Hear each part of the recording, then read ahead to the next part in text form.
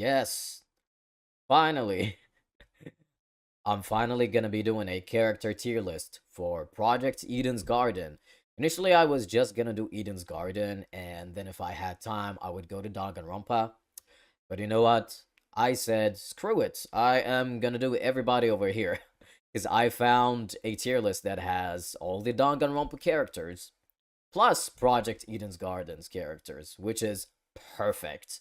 What else did I want to say? Oh yeah, the actual tier list did not have our beloved Damien over here. I just added him because he is definitely a irrelevant character. I do not care what anybody says. He is going to be included in this list. So, what is the plan?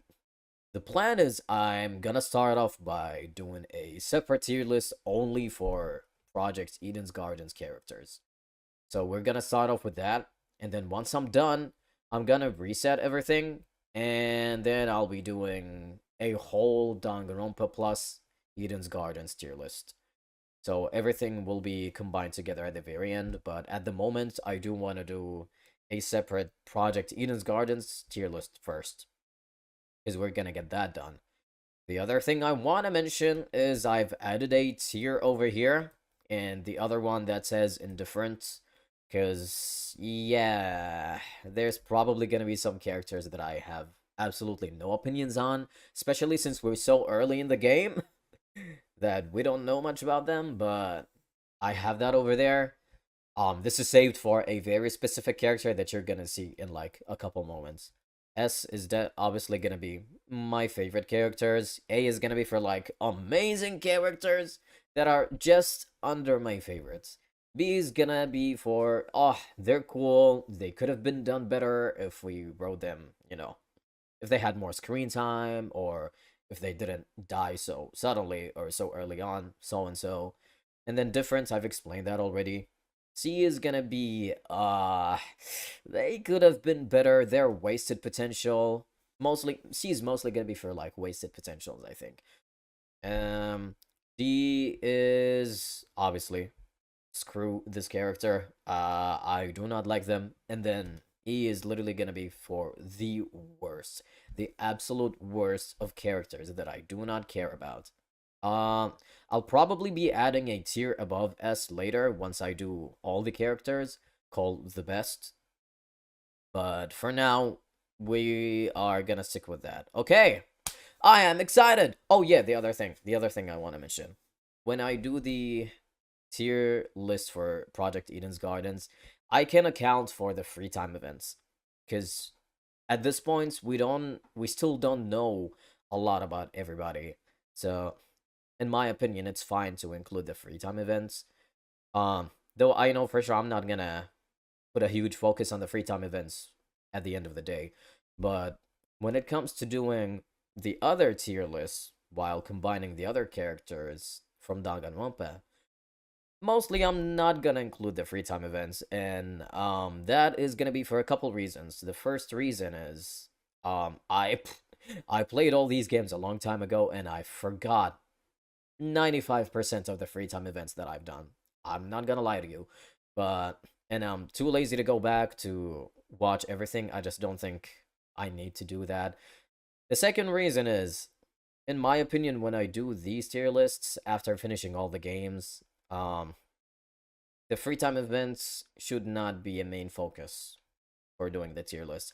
I want to do this tier list based on the character, him or herself, and their usefulness in the story, the relevance in the story, what kind of part do they play in the story, and just them as a character in general within the scope of the main plot, if that makes any sense. I just want the tier list to be based off the main story in general, without accounting for the free time events. Because in my opinion, in order for a character to be awesome, in order for a character to be written amazingly so, you don't have to go out of your way to do some kind of optional event to see that about them. It should be enough for you to do the main story to see them shine. That's what makes a character good. That's what makes them amazing. That's what makes them deserve to be on the top somewhere over there. So, Obviously, there's gonna be biased opinions here and there. Not everybody is gonna be on S just because they're written good. Nah, or they're really useful to the plot or whatever. Some characters, I just find them stunning. Maybe their character design is awesome. Maybe I just vibe with them. Whatever it is. It's Danganronpa. There's bound to be biased opinions everywhere, and we should just accept that. Anywho, we're gonna get started on the tier list. Obviously, a note before I start. This is just my opinion, and my opinion alone. You can go ahead and make your own tier list. Don't get butthurt over anything I say, and do not get anal about my opinion, because I know the Danganronpa fandom pretty well, and I know how much of a pain in the ass they can be. So, with that out of the way, let's get started with Project Eden's Gardens tier list, baby. Whew. Okay, I have not given everything much of a thought. So, first things first. Mara, and she is straight up gonna go in the... Hang on, let me pin the images. There we go. Straight up gonna go to the indifferent list. We know absolutely nothing about this woman. She did not say a single word throughout the whole playthrough so far. So, I can't put her anywhere else. I mean, there's no reason for me to put her anywhere below, because she hasn't done anything yet, and there's no reason for me to put her anything above indifferent. She has absolutely no screen time, so she's gonna stay there for now. I know for sure this tier list for Project Eden's Garden is gonna change after each chapter comes out. I think what I'm gonna do is, after every chapter comes out, I'm gonna redo a tier list, to see how my opinion has changed. But for now, as far as chapter 1 goes, she's gonna stay here because we know nothing about her. I am excited to see more of her, though. I do think she's gonna, play a huge role later on. Hopefully. Hopefully. Anywho, Winona! Oh my god. And nothing else. She is the best girl in Project Eden's Garden, and I don't care about any other opinion about that. She does not give a single shit about anybody in the game unless you're Ulysses, which pop off queen slay, I guess. I completely love her for that. And it's not like she's just a dickhead, she's a smart dickhead.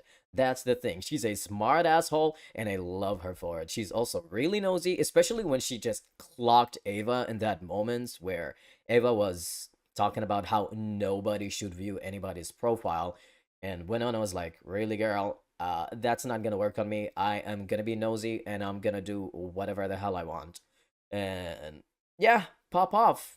I just don't see her being anywhere else. I love her character design. She hasn't done much in the story yet, but in her free time event, oh my god, her free time event was one of my favorites, because most of the time she just keeps on putting Damon down. She keeps on roasting him, and it just kept on going. I was like, girl, go ahead, do it. I love Damon, but you're awesome for what you're doing. Somebody needs to do that.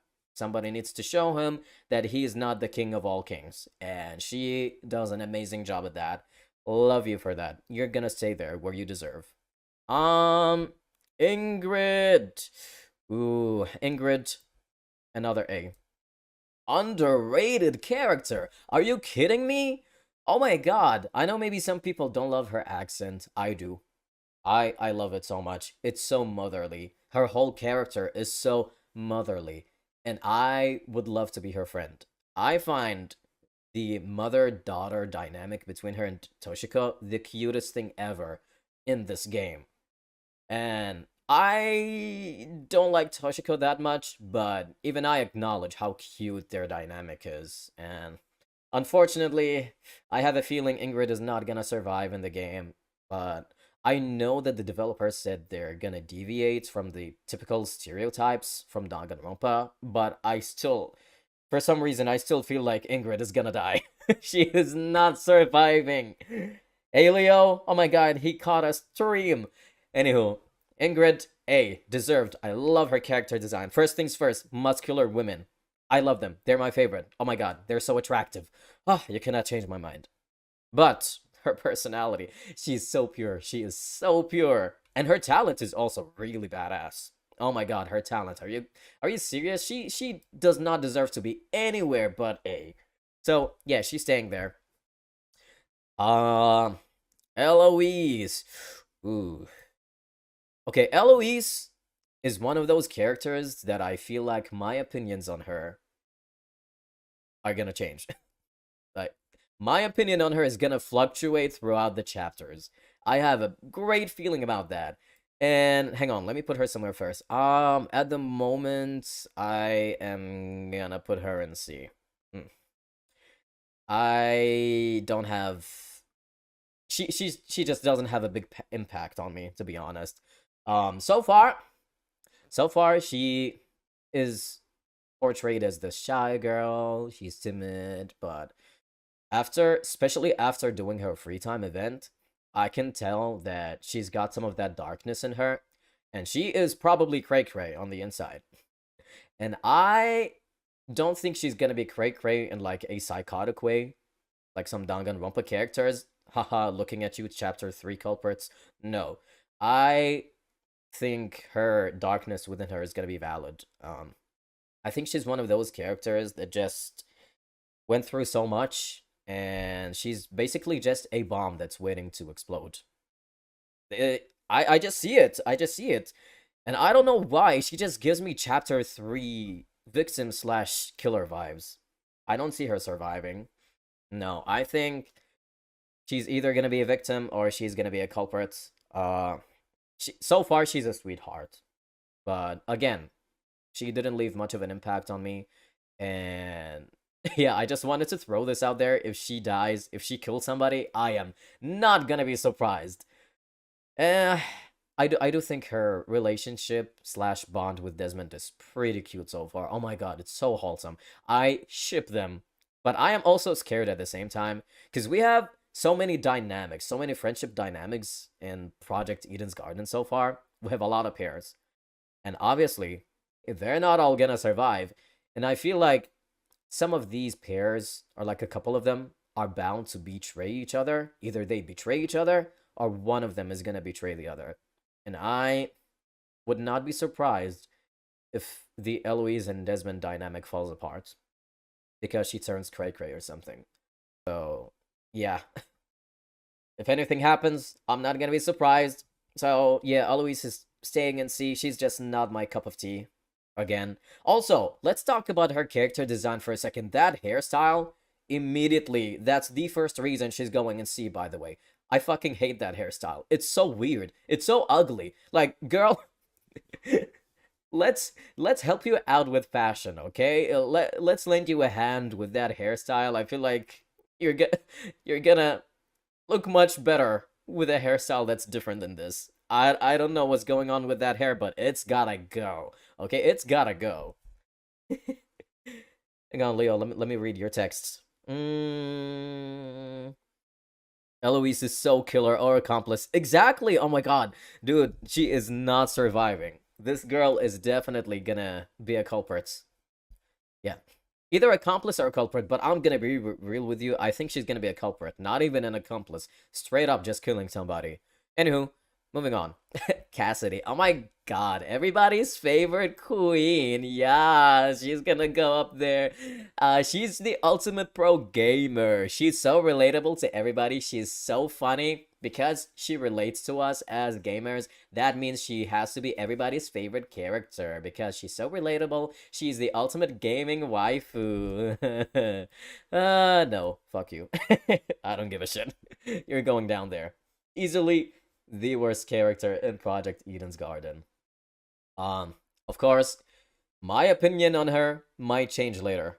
I don't know. Like I said earlier, as we go on with the chapters, as we finish them, my opinions on some characters might change. But Cassidy Amber, so far, you're going in E. I do not vibe with this character at all. Out of all of the characters, I mean, I love most of Project Eden's characters, but Eden's character just feels so forced. And what I mean by that is her ultimate talent. It just feels like her talents and her whole gamer references and personalities are just so forced upon us, you know? It's like she exists.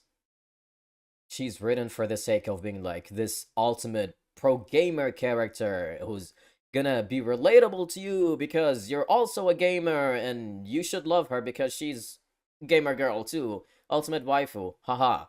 And like her jokes never land. All these gamer jokes she has, they just never land. She is so cringe. Her dialogue is so bad. It's so corny. It's so cheesy. I do not vibe with her jokes at all. Her personality just feels again. Her whole character is just so forced. This whole gamer girl part about her is just it's not it. Like it just feels like that's her whole personality. If you know what I mean. Her being a pro gamer is her whole personality, and there's definitely nothing else about her except being a gamer. Um, if you want a good comparison, take Chiaki, for example. Since this is a fan game, obviously I'm allowed to make comparisons. Chiaki is a gamer character done right, in my opinion, because throughout playing Danganronpa 2, I never felt like her being a gamer, an ultimate gamer, is her only personality. You know, it definitely just felt like it was her talent, and it was her talent, and that's it. She never felt like, you know, she was forced upon us as this ultimate gamer waifu, you know? Gaming is not the only thing she talks about. It's not her whole personality. She never has these corny ass gaming jokes that just never land. She is a gamer character that's done right, and I feel like with Cassidy Amber, they were trying to make her Chiaki 2.0, but she just failed in every aspect. No, she's staying in E. I'm sorry, I can't. She's just not my type of character. Like above all else, she's not my type of character. But she just feels forced, in my opinion, and she's just gonna stay there. Obviously, if you like her, that's your opinion. Go ahead. Who am I to judge? You love gaming waifus. I don't care. It's your thing. Pop off. Whatever. But this is my tier list, and I'm gonna put her wherever the hell I want.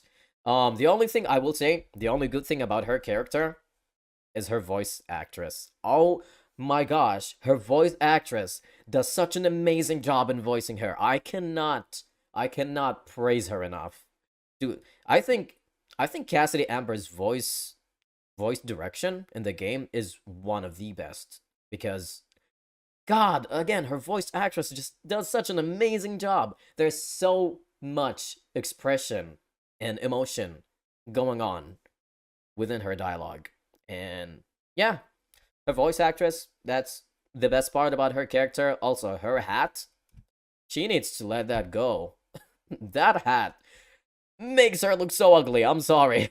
I'm sorry, like, it's really not helping her in any way possible. But anyway, moving on from Cassidy, she's staying there, yeah. Um, Kai, you know where this guy is going. S. S. He is one of my two best boys from this game. Yeah, I don't know what else to say about him. He's first of all, he's gorgeous. His character design, flawless. I love him. I love the whole pink vibe about him. I also really like when it comes to his personality. He, at first, you might think he's like another Hagakure or Kazuichi or who else from V3. Miyu, except I mean, minus the horny vibes. But like, you would think he's just this wimpy character who just keeps crying and is always scared. And while that is a huge part of him, one thing that I really like about him is that he is not an idiot. Unlike Hagakure being useless and Kazuichi being a fucking idiot most of the time, Kai is actually smart. He's actually very down to earth. He's very reasonable in class trials. At least I don't recall so far ever looking at statements he made in the class trial where I was like, seriously, Kai, you're so dumb. You're so fucking stupid. Take that statement back. I never felt that way. And I'm seriously glad that the developers just feel it just feels to me like they're learning from Danganronpa, you know? They see all these characters that were annoying or useless or irrelevant in some sense. They take some of their personalities, but they make them 10 times better. He is awesome. Oh my god. I love him so much. I would love to be his friend. I would love to be his friend. Maybe his boyfriend. I don't know. But anyways, oh yeah. Oh yeah. His oh my god, his dynamic with Damon, perfect. They are boyfriends and nobody can convince me otherwise. I am so happy that they get to be buddy buddies. At first, you would have thought that it was going to be Damon and Ava being the buddies for the rest of the game, but nope, bitch. Turns out it's Guy. It's Guy. Oh my god. It's Kai, motherfuckers. He is going to be Damon's buddy slash gay roommates for the rest of the game, and I have never been happier in my life. I love them so much. I hope nothing ever bad happens to him. Please live, Kai. I love you. Oh my god. He's so princess coded. He is. Oh my god, he is. I love him so much. I love him. I don't know. He's like he's not too smart, but he's also not an idiot. His character just feels very realistic when you put someone like him in a killing game. I just feel like his reactions are very down to earth. They're very real. He just sounds very human to me as opposed to a lot of other Danganronpa characters. Which I mean, I don't mind how, you know, unrealistic the other characters are. Obviously, it's a video game and it's Danganronpa. They're very creative with their characters, but he's just a breath of fresh air in terms of his normal personality, you know? But now you might be wondering, oh, why the fuck is your favorite guy not over here? Why did you make this tier list for? Well, what's up with that? That's kind of weird. Well, that tier list is saved for our Lord and Savior, our baby Jesus, Damien, baby. Yes, this is a very objective tier list. Damien, he deserves no other tier than SSS plus, baby. The best character in Danganronpa, in Fanganronpa, in Project Eden's Garden, in the Danganronpa universe. I don't care. He's staying there. Oh my god. Those posters, they are better than any personality you've seen in any character ever. That speaks volumes, seriously. His posters speak volume for his personality. It just tells you everything about him. Who cares about Damien's screen time in game when you got his posters? They tell you exactly about how beautiful he is, about his whole personality, and that's it. You don't need anything else. He stays there. Gorgeous man, hot man, stays there. The ultimate fan service, I would like to call him. I also found out, by the way, ouch. I went to Wikipedia and I found out that his animal motive is a cat, which, hell yeah, that's why he's the best. If his animal is a cat, he's staying there. The other thing is, apparently he has an ultimate talent, which I never knew. First things first, I didn't even know he has a name. I always just thought he was celebrity hot male in the game until I saw his page on the Wikipedia. So, yeah, his name is Damien, which I didn't know before until now. His animal motive is a cat, and the third thing is that he has an ultimate talent. It's like the ultimate volleyball player or something, which I'm like, wow, thanks for the info. I didn't know that existed. But who needs to know about his ultimate talent when you can just go in your dorm room every single night and stare at his gorgeous, gorgeous abs? Yeah, he's gonna stay there. Best boy. Please do not take this tier list seriously. Yeah, just just to point this out, this is a joke. This is a joke for the dense people out there that don't understand what a joke is. Yes. Anywho, moving on. Mark. Ooh, Mark. I don't know if I should put him in indifferent or C. I think I'm gonna put him at a no. I don't know. I'm indifferent. Yeah, I'm indifferent towards this man. Um, he hasn't really done anything so far that impresses me or anything that makes me hate him so far. He's just there. He's one of those characters that kind of just exist at the moment. I literally have no opinion on him. He hasn't done anything. He's just there. Um, the only thing about his character is that he is Jet's quote unquote buddy. He just hates him. So, yeah, I don't even know what else to say about him. He's the ultimate musician, I think, or ultimate composer, or whatever it is, DJ, I think. Something that has to do with music. So his talents is pretty cool. I think his character design is fine. It's not the most memorable. I love his hair and I love his beanie, but other than that, he's kind of just there. I don't really want to say his dynamic with Jet is cute because he kind of doesn't like him. So, yeah. At the same time, though, he doesn't push him away really. So that kind of tells me that deep down inside, he is probably craving that love. He's craving that attention. He kind of enjoys it, but he's probably confused. He might not know why he's feeling the way he is, so he's just not directly telling Jet to fuck off, basically.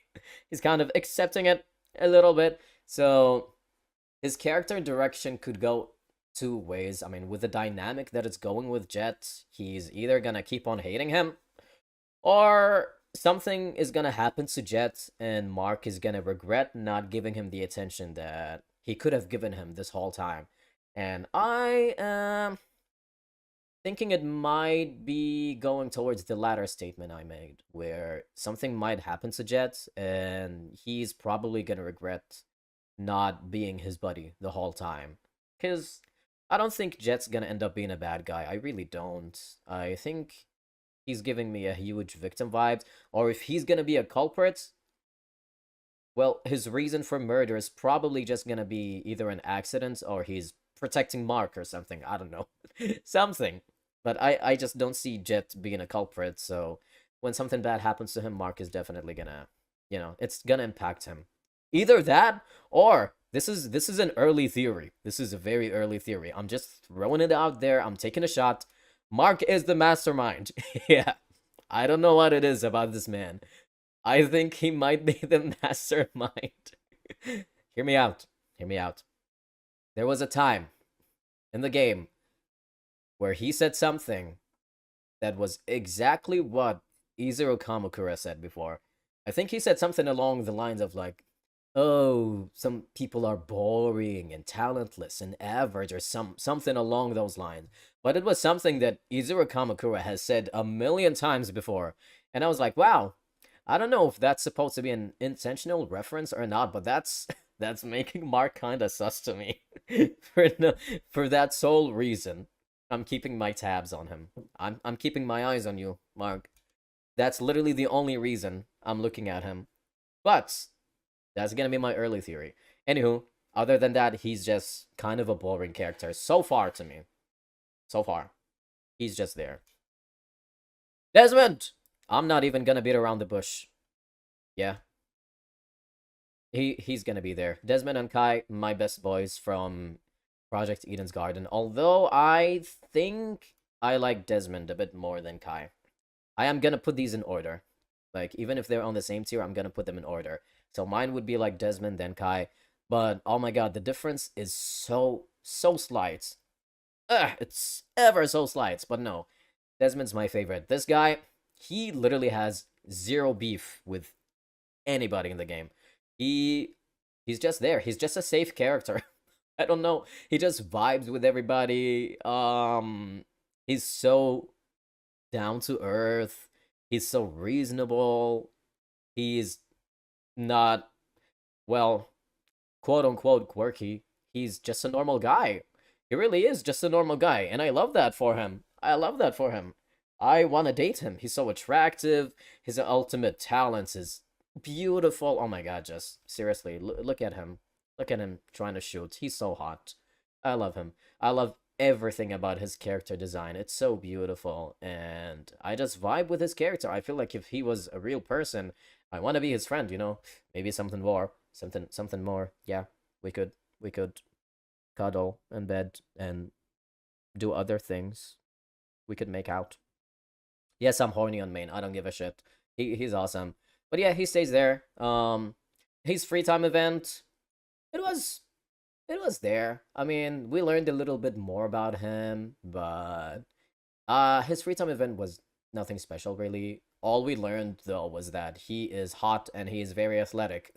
I mean, seriously, I still remember how he says he used to regularly work out for like what 5 hours. I don't know if he said he used to or he still does it, but goddamn, dude, if that's the case, you better show up shirtless at some point in the game. I want to see those muscles. Otherwise, I am gonna give this game a 0 out of 10.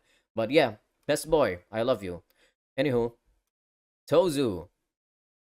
Okay, hang on a second. Hang on a second. I don't know why Tozu looks so different in this picture. I don't recall seeing this before, but he has hair for some reason. He looks more human in this picture. He looks very different. I will say he looks a lot better in this little image I'm seeing right now. I'm gonna put Tozu in B. I could put him in A, but we don't know much about him. Actually, I would put him in like a lower A. Like if we're talking about a tier, a non-existent tier, an imaginary one being like A plus or A minus, I would put him in A minus. So I think I would put you. Ooh, I don't want to make another A tier, though. I'll put you like the very first of B. The very first of B. Tozu is awesome. Tozu is everything Monokuma couldn't be.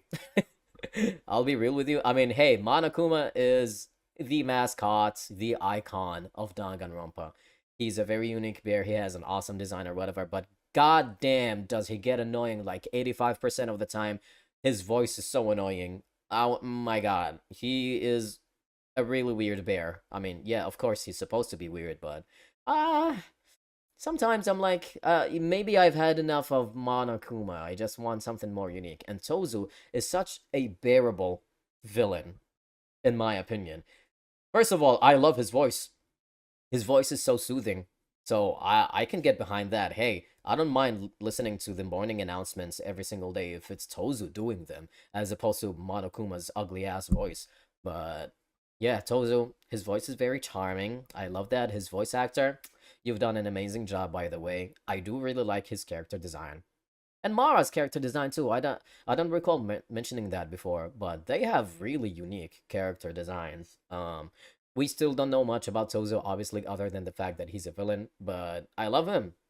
I don't really have anything else to say. I don't have any justification besides he's awesome and I vibe with him. But yeah, so far I like him. He's very endearing and he is gonna stay there. I don't know what's up with the little hair that's coming out of here though. I don't know if this is a beta design or not, but he's cool. I like that. Oh, that is the old design? Oh, they revamped it? Oh my god. Okay, god dang it. I really like it. I was hoping that, oh, maybe this is still like official. Maybe that's what's underneath his mask. But nah, if they revamped his design, yeah, I do like this a little bit better than the one that we have now. But the one that we have at the moment kind of makes more sense because it's on par with Mara's character design. I feel like they're matching the designs with this going on. But I wouldn't be surprised if underneath his current mask, he's hiding this gorgeous hair. Eloise, you can learn from that, by the way. I'm just saying. I'm sorry, I really don't like her hair. It's so weird. Okay, Ava. Hmm. I'm so conflicted. It's like I want to put her either in B or C, and I have a reason behind my confliction. Hang on, I'm gonna keep her here at the moment. This might change after my explanation. But the thing is, I the only reason I would put her at a C is because she died too early. And that's unfortunate with like a lot of Danganronpa characters that are in my opinion, written really good, but they die too early, so their character development or their character arc just stops there. Obviously, it dies with them, and unfortunately, Ava died early. Um, I'm okay with her dying early. Obviously, I don't mind. I think it's a great conclusion. I love the direction that they took with the entirety of chapter 1. But it is a fact that she died early, so that means that whatever character depth that she had with her just died with her too. So for the rest of like the 4 or 5 chapters, or God knows how many chapters we're gonna have in Project Eden's Garden, we are just not gonna see her. And she's just gone. So, for like 85% of the game's portion, she's not going to be there. So that would be my big reason to put her in C. But if I'm not accounting for that, I would have put her in B because I really, really love her character writing. I mean, at the end of the day, ultimately, she's not really my type, so I would not put her anything beyond B. I think her character design is gorgeous. I love her hair. Oh my god, her hair design, slay queen. But eh, okay, let me explain this. I think her character writing is awesome. I don't know if people are sleeping on that or not. I'm trying to say this in a writing perspective instead of like putting my biased opinion in there. But in terms of writing, she is a very realistic character in a killing game. I love how real her flaws feel, her character flaws. She's just this embodiment of pity and a narcissistic victim. She has this insane victim syndrome going on with her. She just loves blaming other people, and it all, like, her insecurities, her character flaws, they make a lot of sense because of her past. Of course, she's the ultimate mathlete. Turns out she fucking hates her talents because she feels inferior to other people whose talents are much more respectable, or people just look up to, others like Wolfgang, who's the ultimate lawyer. You have Desmond, who's an ultimate marksman or like ultimate entrepreneur. All these really big titles, and so Ava just felt inferior to them. She's like, really? I'm an ultimate mathlete when I have so many things that I'm good at. I'm good at science, I'm good at chemistry, I'm good at a lot of things, but they just labeled me as a mathlete, and you can totally understand why she hates her talent and why she feels inferior to everybody else. Now, obviously, it doesn't justify what she did. Um, Throughout the entirety of Chapter 1's trial, I got so annoyed with her. Whenever she kept trying to blame everybody else, she's like, oh, you guys are to blame. It's because of you that this is happening to me, blah, blah, blah. You're just jealous of my talents. And it just speaks volume about her as a person.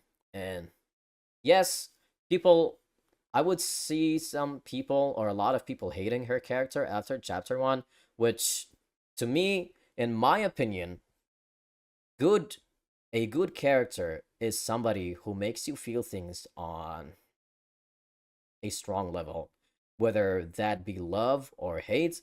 If a character lingers in your brain quite some time later on, that means it's a one hell of a good character. And that's what Ava did to me. I think she's a great character. A bad character, in my opinion, is somebody who you will not remember. Is somebody who does absolutely no contribution to the story.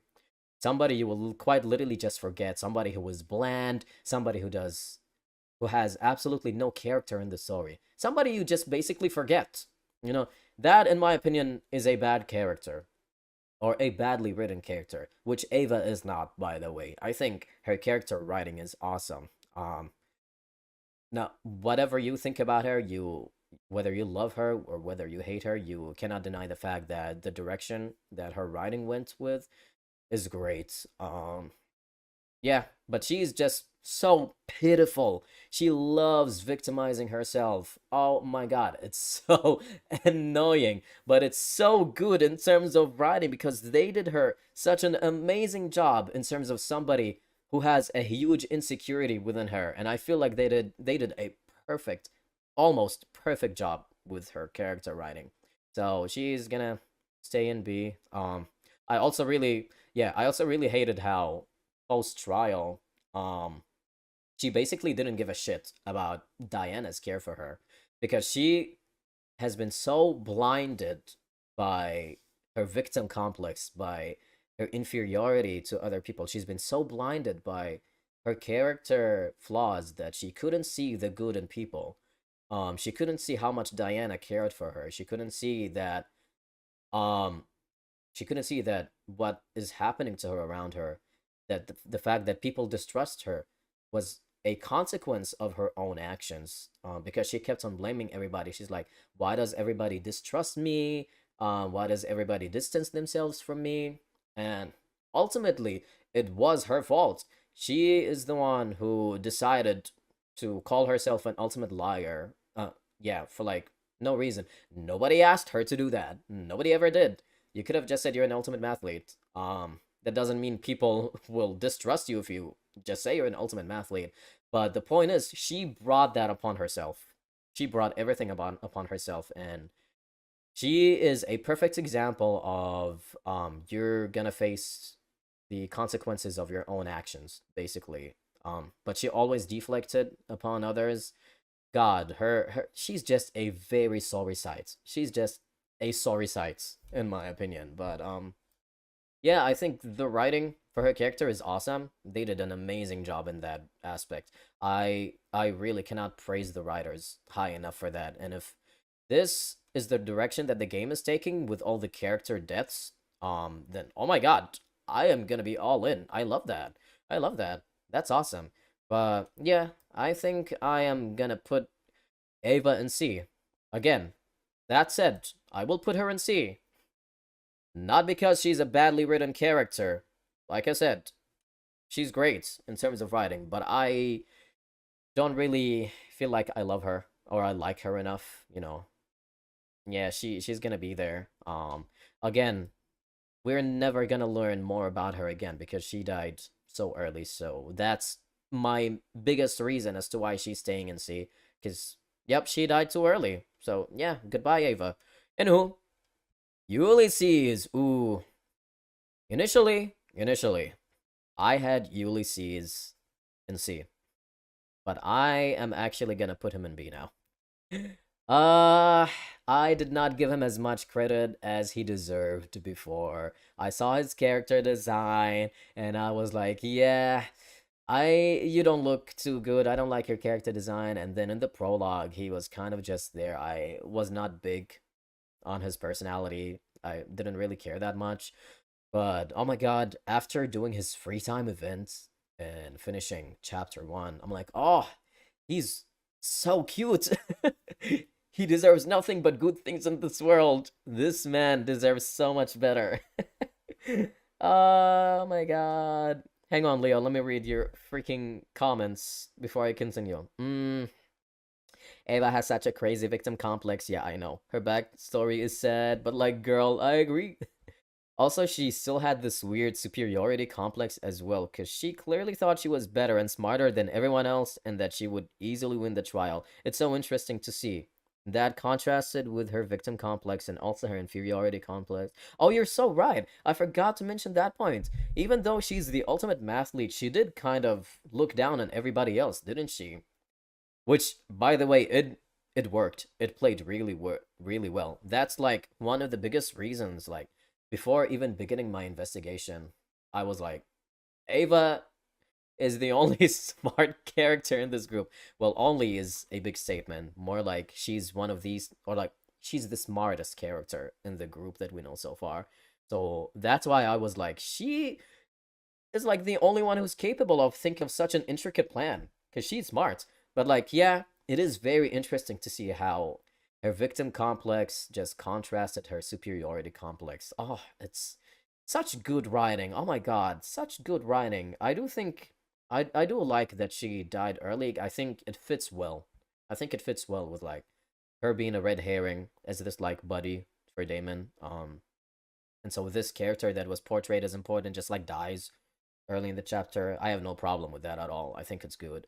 But like I think her character arc is well the way it is. I think it ended incredibly well. She doesn't need to be present in the game for much longer than she did. I think it started well and ended awesome in a good note, quote unquote good notes in terms of writing.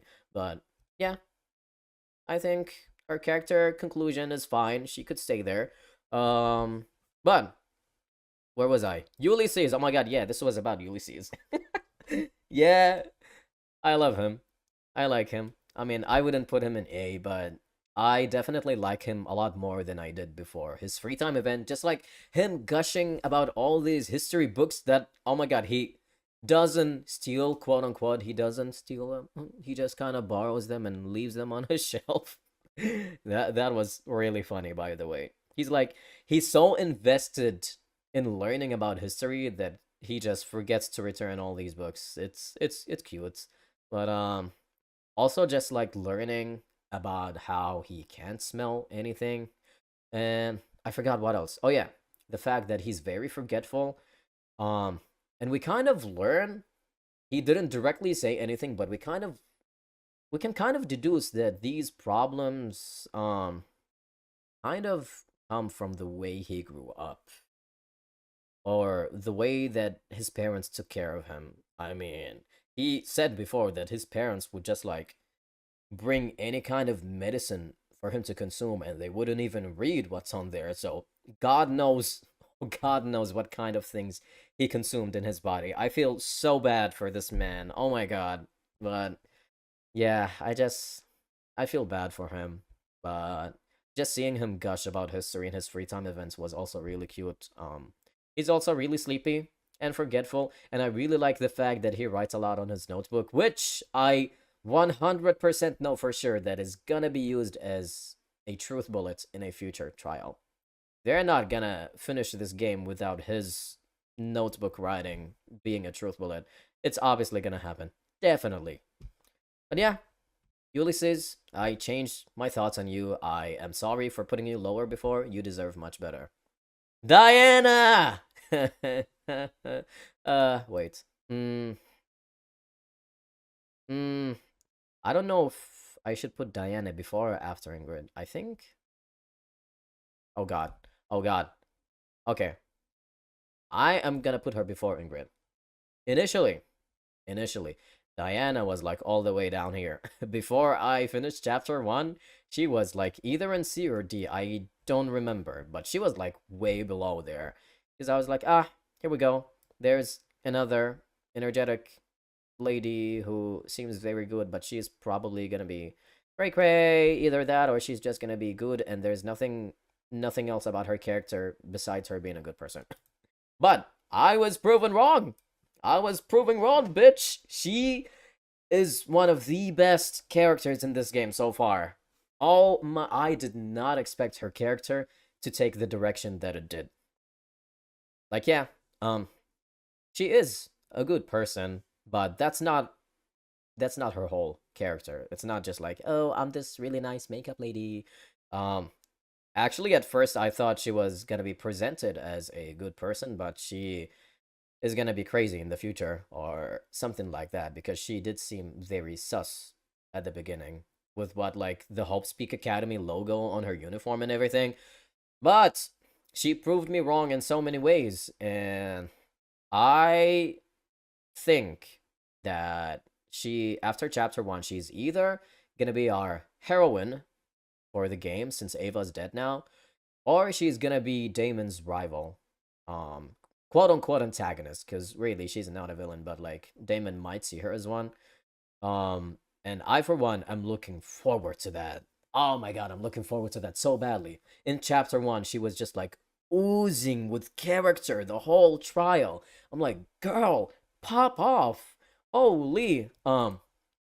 I did not think that she was gonna be the one who's gonna be following Wolfgang's legacy or carrying on his legacy after he died. And I just thought that whole moment with like the whole CG, her showing her chameleon and just like representing a chameleon in the terms that in a sense that she's gonna be adapting and just rising to the top and taking initiative to like try and encourage everybody to, keep on moving on, basically. I just thought that moment was so touching. It got to me. I'm not gonna lie to you. I was very emotional. That's why in the stream I stayed silent for a little bit when I saw that. I was like, damn, this really got to me. But I did not expect her to be who she is at the moment, and I'm so happy about that. I was I that might have just been me being dumb at the beginning, but like she was being so obviously suspicious before the trial. That's why I was like, there's no way she's like gonna be the one, she's so obvious. And while that did turn out to be true, that she was not the culprit, it turned out that she was involved in the crime way more than I thought, because I did not even think for a second that she was involved in this crime at all. I was just thinking that, oh, she has no alibi. People might say she's sus and then move on. That's it. But no, she was like directly involved in this. And I was just so blinded, like I was so blinded by my theory of Ava being the killer that I just didn't sit back and think for a second to look into, all the other clues. One of them being that a third party was involved who was not the killer based on the body announcement that we had. But yeah, Diana is awesome. She's gonna stay there. I love her whole character development, and I cannot wait to see where she goes from here. Again, I for sure think she's more likely to be Damon's rival than just a heroine in the future, because he hates her. He absolutely hated Wolfgang. He is definitely gonna hate Diana. And I just want to see how the rivalry is gonna go. Like, are they eventually gonna team up, or are they just gonna be rivals for the rest of the game? I don't know, but I love her character the way it's going right now. Oh my god, please don't die.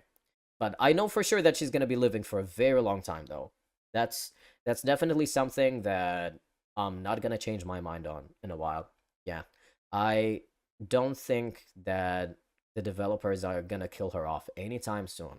I mean, they've done that with Wolfgang and Ava, but that's because it's the first chapter, you know? When it comes to a crime mystery game and you have characters that are portrayed as important, you would either kill them very early in the game or you would kill them, very late in the game or have them survive. So they already got rid of two important characters in chapter 1, but I just don't see her dying anytime soon because they've already established that she's gonna be this huge figure in the game, and she is definitely gonna be living for a while now. I don't know if she's gonna survive or not, but she's definitely gonna live for a very long time, and I am so happy about that. I know for sure that's the case. I want to see how his dynamic with Winona develops too, because I love how so far he's like one of the only people or the only person that Winona acknowledges. Yeah, yeah, yeah, that's something that I forgot to mention too. The dynamic between them is so cute. Oh my god. Yeah, Winona just doesn't give a shit about anybody else unless you're Ulysses. But I do look forward to see how that's gonna develop. Damon, you're gonna go in A, baby. Uh, should I put him before or after Diana? I think, to me, Damon and Diana are tied. So just because I put him behind her doesn't mean I like her more, and it doesn't mean that I like him less. But, they're tied, in my opinion. I like them both, and they're very tied. Yeah, I don't think I can choose between them. So he's gonna stay there. Easily the best protagonist in a Danganronpa universe. And that obviously that includes the main games too. He is such a breath of fresh air. He has a unique personality as a protagonist. I'm gonna put an emphasis on a protagonist because I don't think he's a unique character per se, because we've seen a lot of other characters, in general, that have a personality like him. But as a protagonist, he's definitely unique in that aspect. So I just love that for him. That's why he's sitting on A. Again, very reasonable. He's an asshole, but like his statements make sense. He always questions why do people trust each other in a killing game, and hey, it makes sense, as opposed to like fucking Makoto Naegi, where he's always like, we're so hopeful, we're not gonna lose to anything, guys. Oh my god. No. He is very reasonable. And I do love that we're playing as an ultimate debater, because it feels like it's fitting for somebody who's gonna be on class trials and doing investigations and bringing in deductions left and right. It just feels fitting for us, the players, to be playing as somebody who is capable of being that smart, if that makes any sense. Like somebody who's smart enough to make such deductions, or to conduct investigations, or stand up for themselves in class trials against other people's statements. It just feels fitting for us to play as somebody with that kind of talent. So I'm glad we're playing as somebody like him. And I'm glad he's not a dumb character. He was unfortunately bested by Ava, you know, but that's normal, you know. I think that's gonna play a huge role in his character development. He's probably gonna be depressed for a while. He's probably gonna be very distrusting of people after Ava, the only person he trusted, betrayed him. I think he's gonna have a depressed arc for a little bit until he grows eventually later on. So I am glad that happened. The whole Ava betrayal is definitely gonna do a whole lot for his character growth later.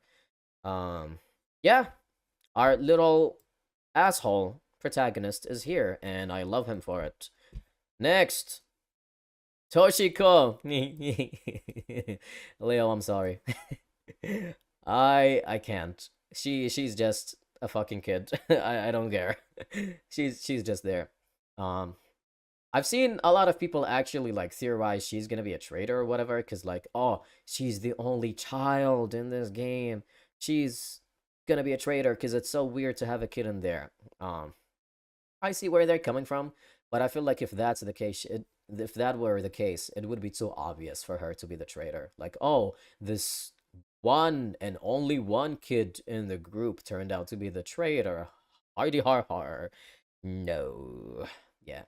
I I don't think she's gonna be a traitor, but I definitely think there's more to her character than she lets on. And I had this wild theory before about how, oh, what if she's not actually a kid? She just has a condition like the main character from Orphan, who just looks like a child, like faked being a kid because she's just a grown up with like this medical condition that makes her look like a child. So, I don't know how stretchy that theory is, but I'm gonna stick with it. Yeah. I'm sticking with that. We'll see how that goes. It would be so funny if that's true though. But yeah, she's just a kid. She's definitely more tolerable than Hiyoko is, in my opinion. But or Himiko for that instance. But I am still putting her in D, because yeah, I just don't vibe with her at all. I like her character design though. I think her character design is very cute. Oh my god. That character design is awesome. So yeah. But no, I just don't care for her at all. She's sitting there. Toshiko will make you eat those words. Blah blah blah blah. I don't care. What's she gonna do? Beat me up? I can throw her out a window with like one hand, bro. Anywho, Grace, I love you. I will put you. Oh my god. Mm. Okay. Ooh. Ah, I'm so conflicted. I don't know if I should put her above Diana, but oh, yeah, she's above Diana. Grace is awesome. I love her so much. She's gonna fan you and create a hurricane. I'd like to see her try. I'd like to see her try. Anyways, Grace, my Pookie. I love her. Our favorite Australian lady. This girl right here. She is Mio incarnate if Mio was not horny, basically. And I would love to see her and Mio interact in the future. Somebody needs to like make a little fan fiction, something that's not romantic, obviously, but just like a normal fan fiction where she and Mio interact, basically. Maybe they're roommates or some shit. I don't know, but something's going on, and that is gonna be awesome. I will for sure read that because they would not get along. That's the thing. Like they are so similar, minus the horny part on Mew's end, but they are so similar in personality that you know for sure they are not gonna get along. But no, I love Grace so much. My opinion of her placement and Diana's placement might change in the future depending on the chapters that are gonna come out.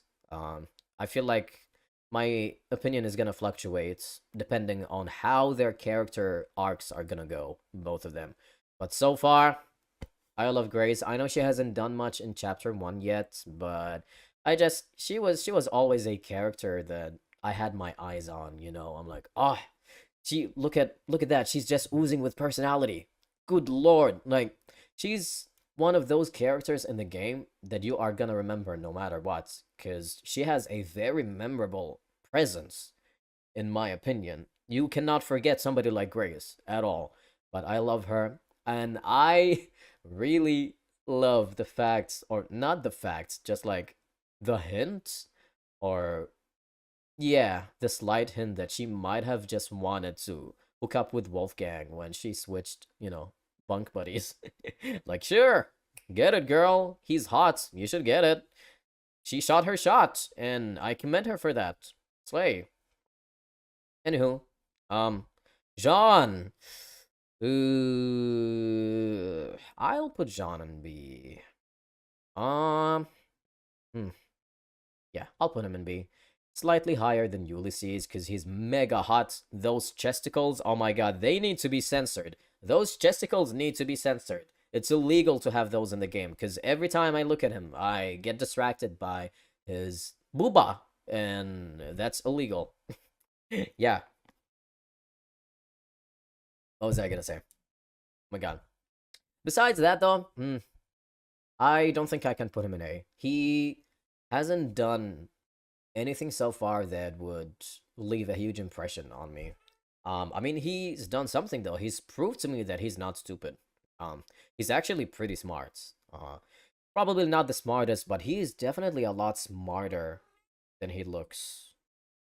Because I don't know what it is, but when I first saw his character, I was like, yeah, he's probably just gonna be an airhead who hates being called a pirate or whatever, and then that's gonna be his whole character. But no, he was actually really helpful in the trial, and goddamn, can you imagine how hard it was for me to believe that someone like Jean knew what chemical reactions were? Because I was for sure convinced that only Ava knew of those. I was like, wow, this crime is very scientific. Only Ava knows how to do this. But Jean was like very knowledgeable in that aspect. He's also a jack of all trades because he knows science. He knows how to be a ship captain, of course, and he's been a gamer for quite some times. I don't think, if I remember correctly, he hasn't been gaming lately, but he used to at some points with his crew. So he's also a gamer. So yeah, probably boyfriend material for a lot of people out there. I would definitely hook up with him. I wouldn't want to be his boyfriend by any means, because I would get so tired of him just saying he doesn't look like a pirate. I'm like, yeah, bitch, I get it. Stop saying that. We get it. You're a ship captain. You're not a pirate. You hate being called a pirate. We get it. The joke is getting old. But I would hook up with him. he's he's so hot. And his free time events was just a kink fantasy. It was it was a kink fantasy. I don't care what anybody says. They knew what they were doing with his free time events, with like the whole description or the scenarios with him fucking flipping Damon so instantaneously with like, what was it, with one arm or something? Anywho, but he just like carries him so easily, and he put him upside down to just do stuff to him, I guess. And like that whole instance where Damon wanted to get his revenge by like throwing a peach at him or whatever it was, and then he just like ever so casually turned around and caught that fucking peach. And if that was not the hottest thing ever in the game, I don't know what is. My god, I want to censored with this man so badly. He's so attractive. But so far, that's all there is to his character. Besides him being smart as a revelation, he's just hot. And that's probably my biggest reason of putting him here. He's so attractive. I cannot put him anything below. Okay, it would feel like a crime for me to put him anywhere below, to be honest, because that that attractiveness is his personality, okay? He might have not done a lot in terms of personality or character, arcs in this chapter, but good lord, those boobas cover up for his personality. So he's gonna stay there. Um, okay, I'm gonna read your comments, Leo, again. And he's already presented himself as a leader of sorts other than Wolfgang. So I think in chapter 2 he will maybe be a new leader figure along with Diana. That's actually a good point. But yeah, he's a lot smarter than we gave him credits. I mean, I would expect him to be a natural leader because he's a ship captain, so that's to be expected from him. I hope he plays a big role in the later chapters because I am honestly so tired of like these big buffy characters, dying or not doing much. But yeah, I just hope he does a lot more. I think people will respect him more than Diana, though, judging by the reactions after her monologue. Um, that's a good point. I personally would not stick to that so far, because yeah, their reactions really told a lot after she gave her whole monologue there. But I think they would easily fold like in the future chapters. Like they could easily just change their opinions based on what Diana or Damon do. Because obviously Damon versus Diana is gonna be a thing in future arcs. And I think that if anything, the people in the game would want to trust Diana more than Damon at some point. So I feel like in the future they will slowly begin to trust her a lot. I think at some point they will take her seriously. If they don't take her seriously, in the early beginning of chapter 2, it will build up to that. I do think that it will build up to that eventually, and until they eventually just fully trust her. Like it's gonna be a whole build up for sure, but they're not like going to entirely disregard her, in the future. I don't think that's gonna be the case. I think it could start that way, but it's not gonna stay that way. Okay, Jet. Uh, I don't know. He's gonna be in C. I don't care. He's there. I mean, we can't see his face, and I'm not a big fan of not seeing people's faces. Do not look at me when I'm looking at Tozu over here, okay? He's hot. He can stay there. He's better Monokuma. But anyways, Jets just didn't give me a big impression. You know what? I think C is a bit too much. I'll put him in indifferent. Because I really just don't have an opinion on him, I found out. I just don't have an opinion of him. Him and Mark just haven't done much so far, besides being buddies with each other. I guess his talents is really cool. I do really want to learn a lot more about him, and in the free time events, we were building up to that. We were gonna learn why he wears his suit and why he doesn't take showers often, because he's stinky as hell, and that's canon. Actually, you know what? Just because you're stinky as fuck, I am putting you in C, dude. There is no, never mind. You are not gonna be an indifferent. You stink. You're gonna stay and see. I do not fuck with people who are unsanitary. I get it though. He probably has a medical reason for that. But he's a fictional character, and I can put him wherever the hell I want, okay? So, yeah, he's gonna stay and see for the reason that you're stinky. But, no, like, I am very curious to learn as to why he wears his suit. And if the devs said anything about that so far, I don't want to learn. I want to find out in the game. But yeah, he's gonna stay there. I don't have an opinion of him. Whatever. There's nothing else to say. Okay, lastly from Project Eden's Garden. Oh god, I saved this guy for last because what the fuck? Where do I put Wolfgang? The guy that was nothing but a roller coaster of a character for me. I liked him in some instances, and I fucking hated him in most of them. I loved to hate him, and I hated to love him. All at once. It's as if we're in a toxic and abusive relationship that I don't know how to deal with it. Speechless. But, where do I put you, Wolfgang? No. You fucking weirdo. What the hell? Well, first things first, I am so mad you decided to die first. Because what is wrong with you? You were supposed to be Damon's boyfriend. But I guess you decided to fight and break up and not cuddle with each other. So now you're dead. Maybe that's what you get for breaking up with the best protagonist right there. Uh I genuinely don't know where to put him. Oh my god. It's like I need a whole separate tier list just for Wolfgang to be like A plus D. You know what? I'm gonna do that. Would that be an inaccurate tier list? I don't know.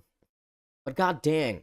Before I put him on a tier list, let me just say how much of a roller character this guy is. Did I just say roller character instead of roller coaster? Yes, I definitely did.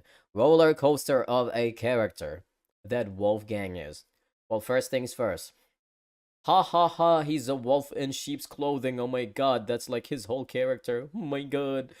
Yeah, we've been new. But the thing that got me a bit more confused is that with the whole revelations going on in chapter one's trials, it did kind of seem like he's not as much of a wolf as we thought he is.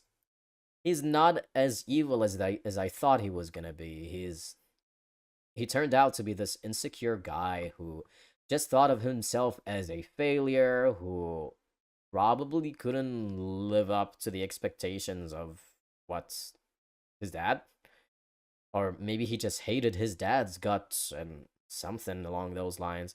I don't know what happened to his mom. I don't remember if they said in his free time event that his mom died or not. I really don't remember that. I don't remember at all. I don't know if both his parents are dead or not, but I one thing for sure is I really hope his character arc does not end here after his death. What I want to happen is for them to bring more revelations about his past. Because, like, he said some weird ass bullshit before he died, like things that made me question a lot of things about his character, and I wanted to just learn more, but he had to die before revealing anything. And I just feel like that's gonna be revealed in future chapters. I really hope these are not just some things that are, you know, things you can reveal in his last free time events or whatever. Please don't let that be the case. I would actually be kind of disappointed because newsflash, I was very disappointed with the direction that Rentaro's character took. Um, I had no problem with him dying first. I think that was a good twist, just like playing with this important character dying first, haha. But as much as he was a red herring at the beginning, he was only a red herring in the sense that, oh, look at this guy. You're starting the game thinking he's going to be important, but he's going to die first. But that was as far as the red herring went, because even after his death, they were still kind of alluding to him being more important, that you always thought that even after Rentaro died, that there was going to be more to him, but turns out you still don't learn shit about him besides from him being like the ultimate survivor, and then boom, everything else is just gone. He's irrelevant for the entirety of the game, basically. So I was kind of let down by his character. So I really hope that Wolfgang's character is not like that, because so far he's very similar to Rentaro in the sense that he was a red herring as an important character who dies first.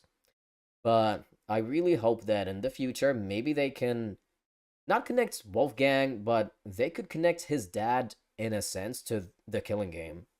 You know, I really hope that his dad is connected in a way, because it does seem like Wolfgang really hated his dad, and I want to know why. I don't want it to just be a free time event thing. I want it to be something that is connected to the main story, something that we are eventually gonna learn. Maybe his dad is a piece of shit. Maybe he's an accomplice to bringing all of us in the Killing Game. I don't know what's happening there, but I really want to learn more about his dad. And through that, Wolfgang's character is not gonna die with him in chapter one. And yeah, I still want the answers to all these questions that we'd have before Wolfgang died, like in the moment he had with Diana. So I really hope everything gets revealed. That aside, though, where am I gonna put your piece of shit ass? I can't put you in A because I don't. That's a crime, and I also can't put you in E or D because that's a crime. Because I do think his character writing is good. I think he was an awesome rival to Damon for like at least the allotted time that he was alive, and for the period that he was alive. I think his whole rivalry with Damon was really good. He was a great annoying force to reckon with because everybody just looked up to him except Damon and Ava, and it was so annoying. It pissed me off so much. And just having that impact that he left on me, he is he's just a really well-written character for somebody who dies first, you know. Oh my god, he's just character so fleshed out. And like the period that he was alive. I don't know how they did it, but it was great. So in terms of writing, he's awesome. I don't, yeah, I don't care what anybody says. I am gonna make a specific tier list. I'll put it somewhere there. I'll put this guy, and I'll call it A plus D. That is the Wolfgang. Yeah, that is the Wolfgang only. Here. Ah, this motherfucker. Okay, I don't know. I'll make it black. Oh, you can't see the words there though. I will make it gray. Wait, what happened? Oh my god, dude. Here. I'll make you green. Yeah, that's his tier. He's gonna say there, I am so conflicted about Wolfgang. I can't. That's the thing though. I can't put him in A because I don't love him. I think he's really good in terms of writing. If we were just talking about character writing in general, objectively speaking, I would put him in A because he just had so much impact. Like him and Ava, they've had a huge impact on everybody just in chapter one for the time that they were alive. That is so strong of a character writing in my opinion. But at the end of the day, I just personally I don't think he's just A, and I also don't think he's just a D because I'm so conflicted about him. Also, bonus points, he's really hot. Oh my fucking god, I want to hook up with this man so badly. He's so attractive, especially that scene. What was it called in the closing argument when they just showed him with his shirt unbuttoned. Are you serious? They knew exactly what they were doing with him over there. They know exactly what they were doing. And I can never get that image out of my head. Thanks to you, devs, by the way. I don't know if I should be happy or, sad about that. But, yeah, he's gonna be here. The most conflicting character in Danganronpa, in my opinion. But yeah, this is my Project Eden's Garden tier list. Okay, I'm gonna start in chronological order from the first game to the last one. So we're gonna start with Trigger Happy Havoc characters first. Celeste! I'm gonna put this motherfucker in A. She is a bitch. She's an asshole, but she's a bitch that you cannot hate. Oh my god. First of all, her character design is awesome.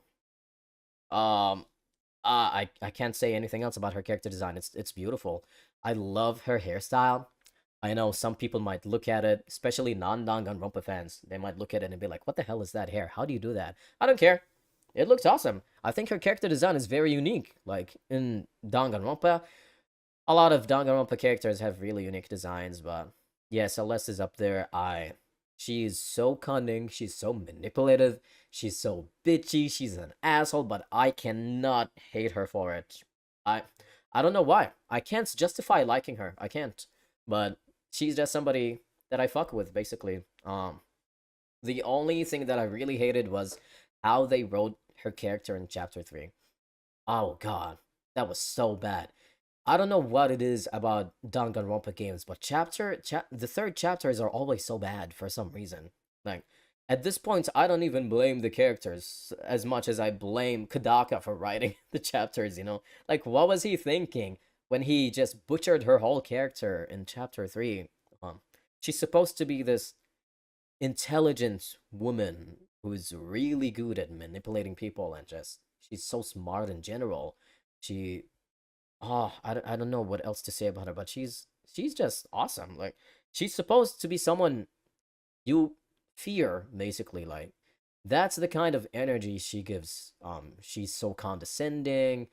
And I just wish he didn't butcher her character in chapter three, because obviously it was so obvious that she was the culprit in chapter three, but the way her plan was executed, it was just stupid as hell. And like every character and every player could smell her bullshit from a miles away. And I just, at this point, I don't blame her character.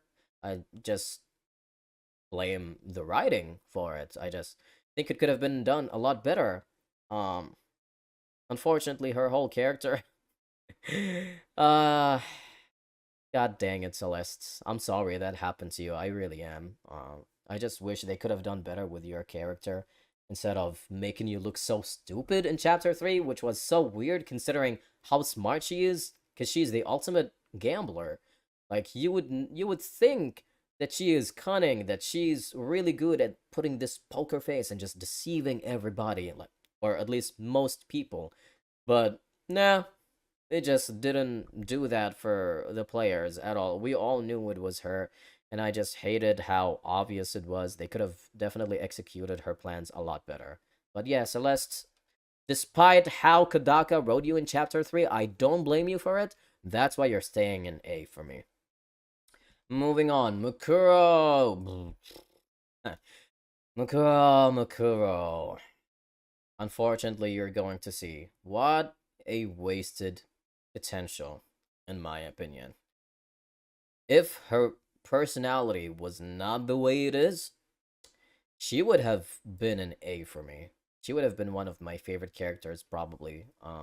If her personality matched her talent, but no, I mean, I love her character design so much. This one specifically, not the Junko one, but this one specifically, I love it so much. Her talents is so badass.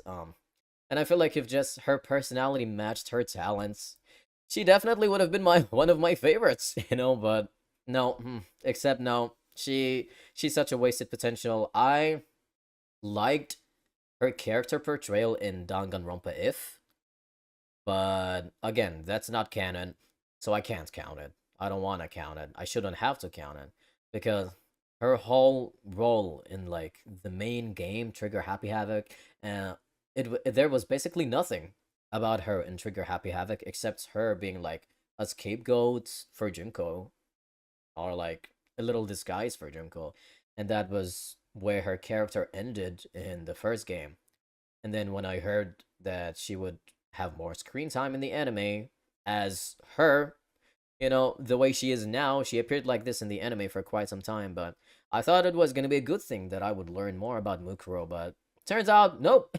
She was just Junko's little slave, and she gets horny from her sister, which is very, very weird, and incest, and yada yada. So, no, she's staying in C. I can't care about her more than that. It is very unfortunate, because, like I said, she is a wasted potential, but yeah, yeah. That's how her character direction went in the game, so she's gonna stay there. Also, before I forget, go back to your tier. You're gonna stay there. Okay. So we have Chihiro. Ooh, Chihiro, you cinnamon bun. Where are you gonna go? I will put Chihiro in B. Um, in terms of writing, oh my god, he is one of the most useful characters in the game. This Giga Chad invented alter ego that even after his death, it saved the characters so many times. So many times it came in a clutch to save everybody. Not even in just the first game. Fucking his alter ego invention came back in the second game too. What a Giga Chad. But Yeah, just as a character of his own, I feel like his whole character writing was awesome, dude. The whole dynamic with him and Mondo, that whole case was so good, though. It was such a big difference from that case and case one, because you first start the game, you finish case one, and you're like, really? This case is so easy, you know? Like, you just see the whole upside down writing of Leon in the wall, and you're like, well, case solved, bitch. Go execute this man. But then case two comes, and the difficulty just goes up much higher than it did before, and I like that. I loved the whole inferiority complex going on with Chihiro and Mondo. It's as if they were both the same person but on the other side of the coin, and I love that about them so much. This is possibly like the only murderer slash victim characters that I would probably be fine seeing them hang out with each other. You know, I would totally see that happening. Like, yeah, Mondo, you did some messed up shit to Chihiro, but God, that case was awesome. Chihiro, I loved his whole, what's it called, insecurity behind how men should be viewed, and he just feels weak in contrast to everybody else, and I just felt so bad for him.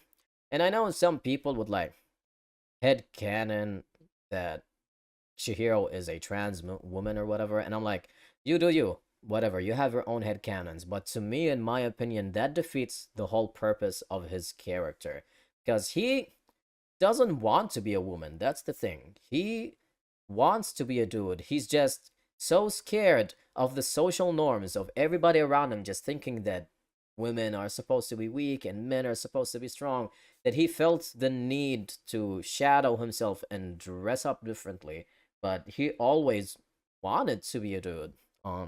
So to me, just thinking of him as a woman just defeats the whole purpose of his character. I would not think of him that way. He's a Giga Chad. I love Chihiro. He's such a sweetheart too, but he is so smart, and he is again one of the most useful characters in Danganronpa. He is right where he's supposed to be. I could put him in A in terms of like writing and involvement in the main plot, but ultimately he is not my cup of tea for a character. So I will leave him there. He's gonna C and B. Mondo, you're gonna go right where Chihiro is. I think I prefer you more than Chihiro a little bit. Um, Such a flawed character. Gosh. But again, him and Chihiro's case, what a beautiful case. He is so insecure about himself. Like, in contrast to Chihiro, he is so physically strong, but he is very insecure still about his strength. He just feels like he's not strong enough. Ever since his brother passed away, he just felt weak. Like, everybody around him did not look up to him the way they did to his brother, or people would just be by his side because he's, his brother's little brother, instead of them, looking up to him because he's Mondo, they would just see him as somebody's brother rather than him as a person. And that just got to him so badly to the point that it just developed this huge case of insecurity complex. But yeah, at the end of the day, what you did to Chihiro was messed up, but it fits well with his character so much. But yeah, he's gonna stay in B. I don't think I want to put him in A, because he did die in chapter 2, and as opposed to Chihiro, whose inventions continue to contribute to the story a lot, Mondo's character just kind of died with him when he did. So yeah, Hifumi, there's really not much more to say. Should I put you in E or D? I don't freaking know. E. Yeah. Whatever. He is just your stereotypical character that, people love to write in Japan about, like, here's your horny otaku that loves 2D waifus, and he doesn't do anything else in his life besides love 2D waifus and jack off to them and blah blah blah.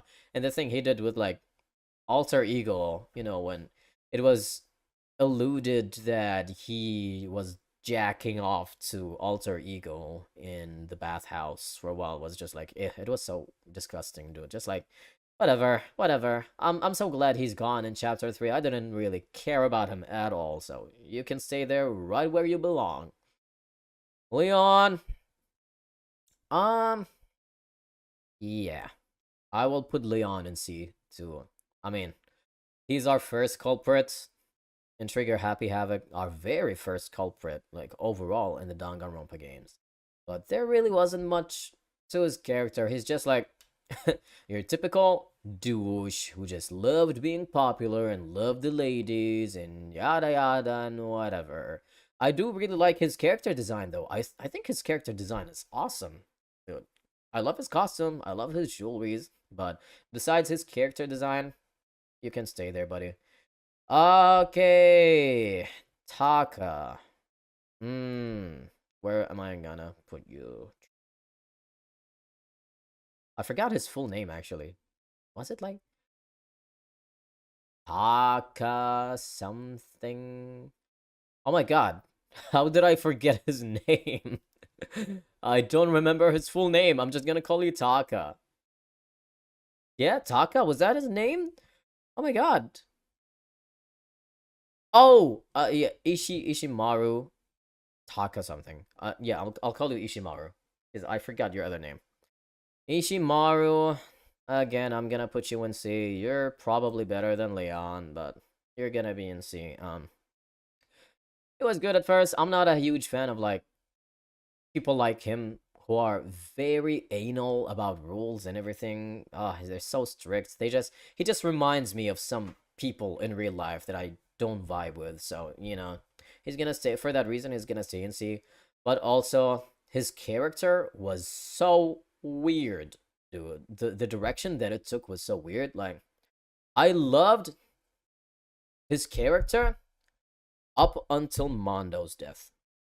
Because after Mondo died, I mean, obviously he grieved for a while, and that was reasonable. I thought that was great. Like, yeah, it's very realistic to have a character, grieve the way he did when his buddy died. What I didn't like was when all of a sudden his hair turned white, and then he basically did absolutely nothing to the plot except die, except be a victim in chapter 3. Yeah, that was weird. We're not gonna talk about that, so you're gonna stay and see. Sayaka. Ugh. Yeah. D. I just didn't care at all. She just started off as your typical character who's gonna be your waifu, and then she just like dies first. Again, we know nothing about her. She was the first victim. She had very little screen time, and for the time that she was alive, she wasn't a character that impacted me a lot. She was kind of just there. She was Makoto's crush, at least for the time period that they knew each other, and then she just died. So, yeah, I don't think she needs to go any higher than C. So in my opinion, she's a B character. Sakura. Oh. S. S. One of my favorite Trigger Happy Havoc characters. She is easily the best. Well, I don't know if she's the best, but she's definitely one of the best. I have a couple other favorites in Trigger Happy Havoc that I'm gonna put there. But oh my god, Sakura, such an underrated character. She was one of the most fleshed out characters in Trigger Happy Havoc.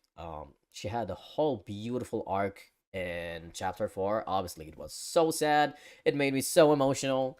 I love her so much, but her dynamic with Asahina was probably the best in Trigger Happy Havoc for me. It was so adorable, so heartwarming. The way that they just looked out for each other, it was beautiful in every way possible. And I did ship them, yes. Don't judge me. I think they're very, very cute as girlfriends. Also, just her talents as an ultimate martial artist, that, in my opinion, is actually my favorite. That's one of the best things. That easily just puts her up to S because she's a martial artist. That's like the best talents in Danganronpa. It's my favorite. I don't know if you guys know this or not. I don't know if I've mentioned it before.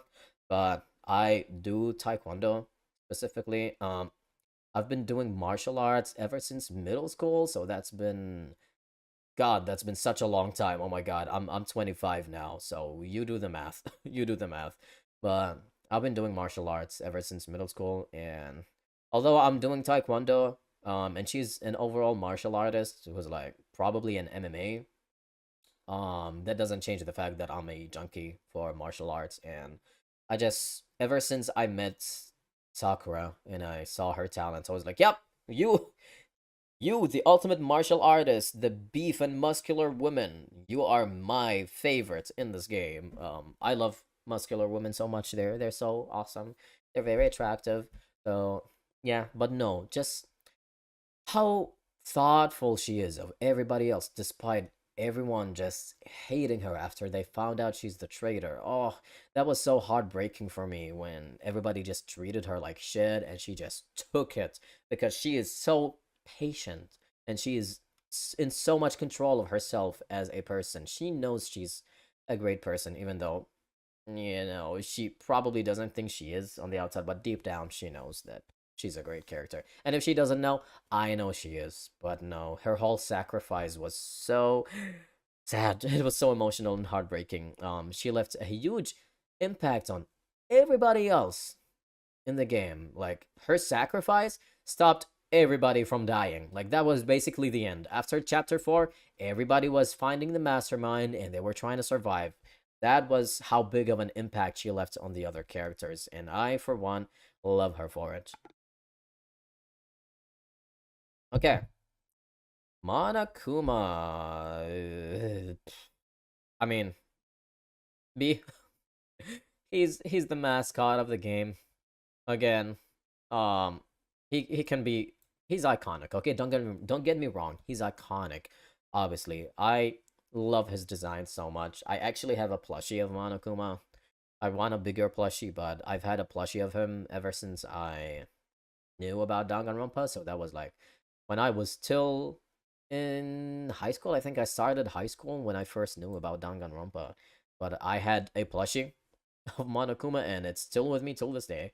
And I love his character design. He's an icon, he's a legend, and whatever. But throughout the games, I kind of got tired of hearing his voice over and over, and I kind of just got annoyed over his whole character and shenanigans. That I'm like, whatever. Here's Monokuma again, about to ruin the day.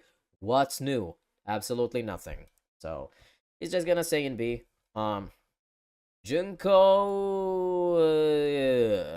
See, I don't know. Actually, the yeah. Hmm. The only good thing about Junko is her character design. I fuck with her character design so much. It's one of the best character designs in Danganronpa, in my opinion. She looks awesome. She's hella attractive too. I really like how attractive she is. Like, good lord, I love that design. I love the whole Monokuma bear pins like on her hair. It's awesome. They're cool. And I do like that. I don't know if a lot of people noticed it or not, but in her sprites, whenever she changes her expressions to like a bored one or a sad one, the Monokuma pins actually change their expressions too, and it took me a very long time to realize that. I didn't notice that when I first finished Danganronpa Trigger Happy Havoc, but yeah, that was a thing. But oh god, she is so overpowered for no reason. Like, I love Danganronpa's universe, but as much as I love Danganronpa, I do acknowledge that there are so many faults in the game, in the story writing, basically. Yeah, there's so many faults. One of them being how overly powered Junko is. Like, how many people does it take to defeat one high school girl? Seriously. They just overpowered her for no reason, and she comes back in every game. Like, stop. Stop. Please. I just got tired of her. Oh my god. Oh, I'm so glad in V3 it was Tsumugi, but again, her cosplaying Junko was like, ugh, get rid of this character, please. I'm so tired of how unnecessarily overpowered she is and how she just keeps on showing back in every Danganronpa game. Like, we don't need you, girl. You can rest now. You can leave. But other than her being an evil character, there's really nothing much to her. I mean, to me, Whether a character is a good person or a bad person is not the deciding factor for how much I would love them. A person can be evil and I would love them, and a person can be good and I would love them, but I could also hate the two depending on how the character direction is going. And for Junko, yeah, literally, just besides her being evil, there's really nothing else going on with her character besides her being a mastermind, and that's it. That's her whole character. She's just the mastermind. She's there. As opposed to like Izuru Kamakura slash Hajime, this guy is a better mastermind in every way possible because he's just more interesting. But no, Junko's just there. Kyoko, the other S character for me. I mean, she does not deserve to be in any other tier besides S at this point. The smartest character in Trigger Happy Havoc. Arguably the smartest in the entire Danganronpa universe. You know what? Yeah, I think she's the smartest. Like the whole Danganronpa universe too. God dang it, she's awesome. I love her character design. It is one of the best character designs in the game. Um, it's not too weird, but it's not too bland either. Like you can definitely remember Kyoko based on her character design too. It's not bland, but she looks so pretty. I love how smart she is. She's always, well, I can't say always. In the early chapters, she didn't really have much of a voice in the trials, but it was done on purpose because her character was just building up, um, until she became who she is in the later trials. But yeah, it got revealed that she's the ultimate detective, which nobody was surprised about that. Haha. Sorry, I'm drinking water every once in a while. That's why I get silence here and there. But no, just her whole contributions in the later chapters. She's so useful in everything. She's so smart, and of course she's Makoto Naegi's buddy. But I don't know what it is about her. I just love smart people, okay? And she's definitely a smart lady. Genocide Jill. And what was her name? Oh my god. Fu Futaba? Oh, what was her name? Oh, let me search. Let me look that up real quick. I don't want to forget your name. Um, what's her name? Yeah, I'm gonna search up Genocide Jill, and her name is gonna pop up.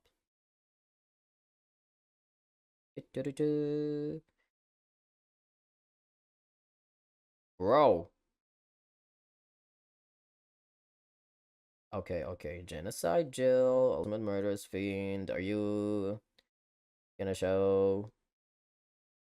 Um, bro. Fukawa. Yep, that's her name.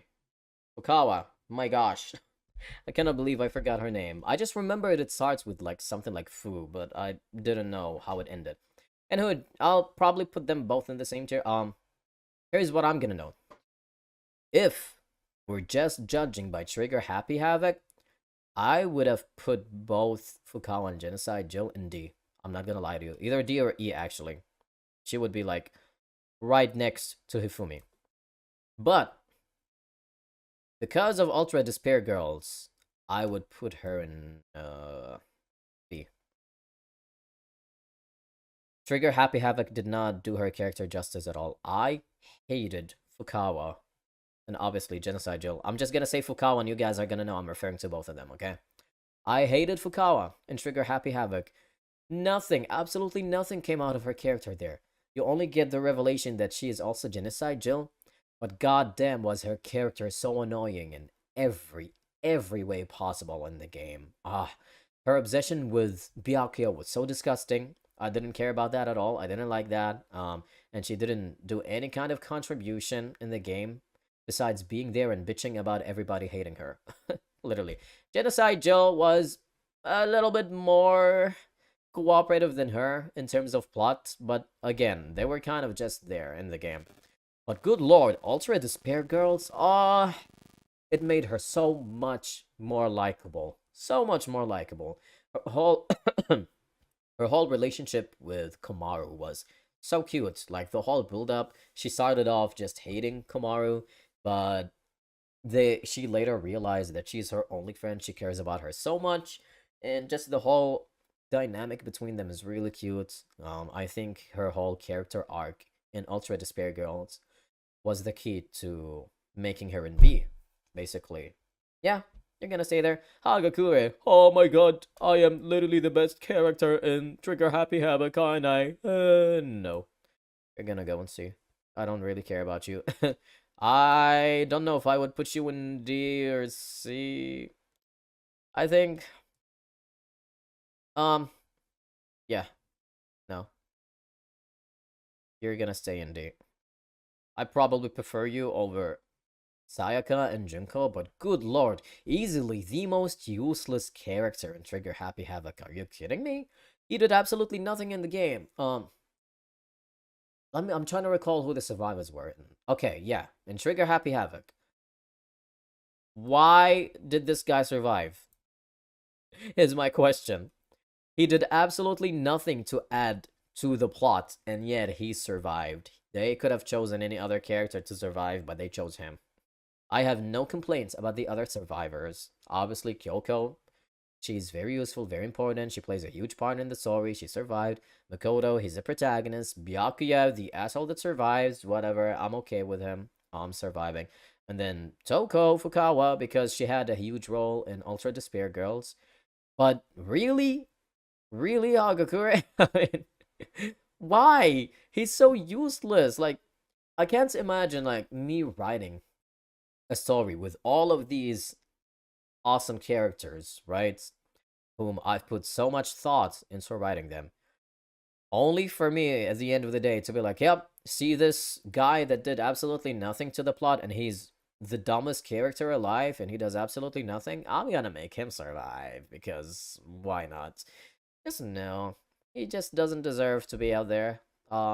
Very, very forgettable. Whatever, he's there. Asahina. Asahina. You are gonna be in B. Yeah. I think she's I think she's cute.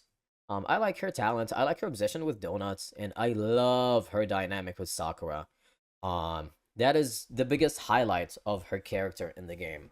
Her whole relationship with Sakura.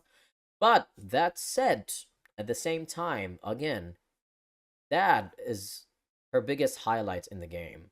And I say it again because it is kind of detrimental to her because as a character by herself, Asahina, I feel like didn't really do much in the game. She is not that memorable. She doesn't really contribute too much to the game.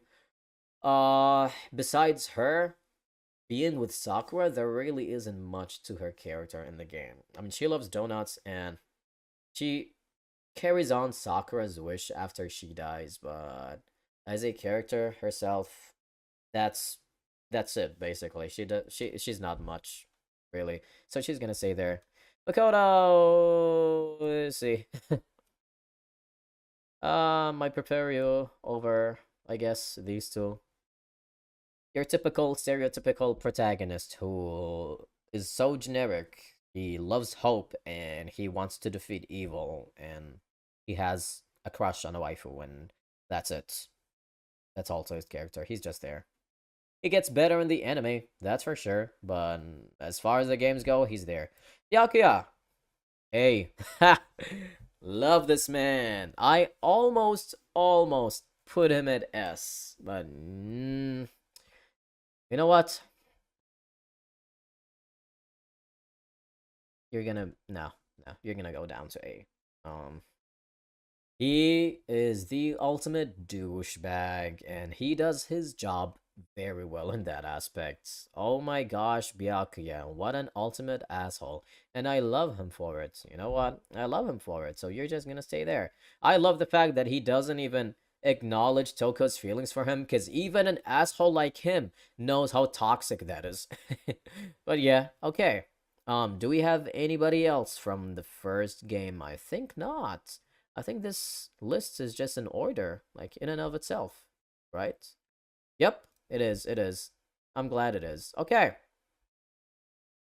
Well, they have V3 before. Ultra Despair Girls, but I'm gonna do Ultra Despair Girls before V3. Anywho, okay, second game. This is my tier list for the first game. We're not counting Wolfgang and obviously our precious Damien over here. Second game, Super Danganronpa 2.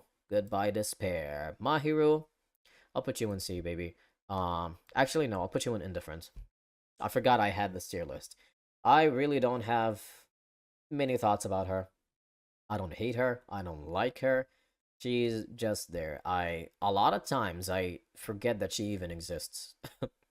And I remember when I finished Danganronpa 2, like after a while, before I started V3, I even forgot there was a character called Mahiru until like my friend Leo started gushing over her out of nowhere. And I'm like, yeah, okay, I guess she's a character. I forgot. She's there, she exists, so she's there. I think her character is cute. Character design though. It's cute. I like that she's a photographer, but besides that, she's just there. Teru Teru, another E character, another E contender. You are gonna stay there. There's really nothing much to say at this point. He's just weird. He's just a creep. He's horny and not in a good horny kind of way. He's just a creep, straight up. And he dies pretty early, so yeah, you can leave. The ultimate imposter. I'm gonna put you in indifferent too. Again, I don't really care much about him. We don't really know much about him. He dies too early before he reveals much about his talents as an imposter. When they revealed him as an ultimate imposter later on in the game, they made it sound like a big deal, but like it really didn't do anything. It didn't add anything to the plot. It kind of just existed, and then everybody forgot he's an ultimate imposter.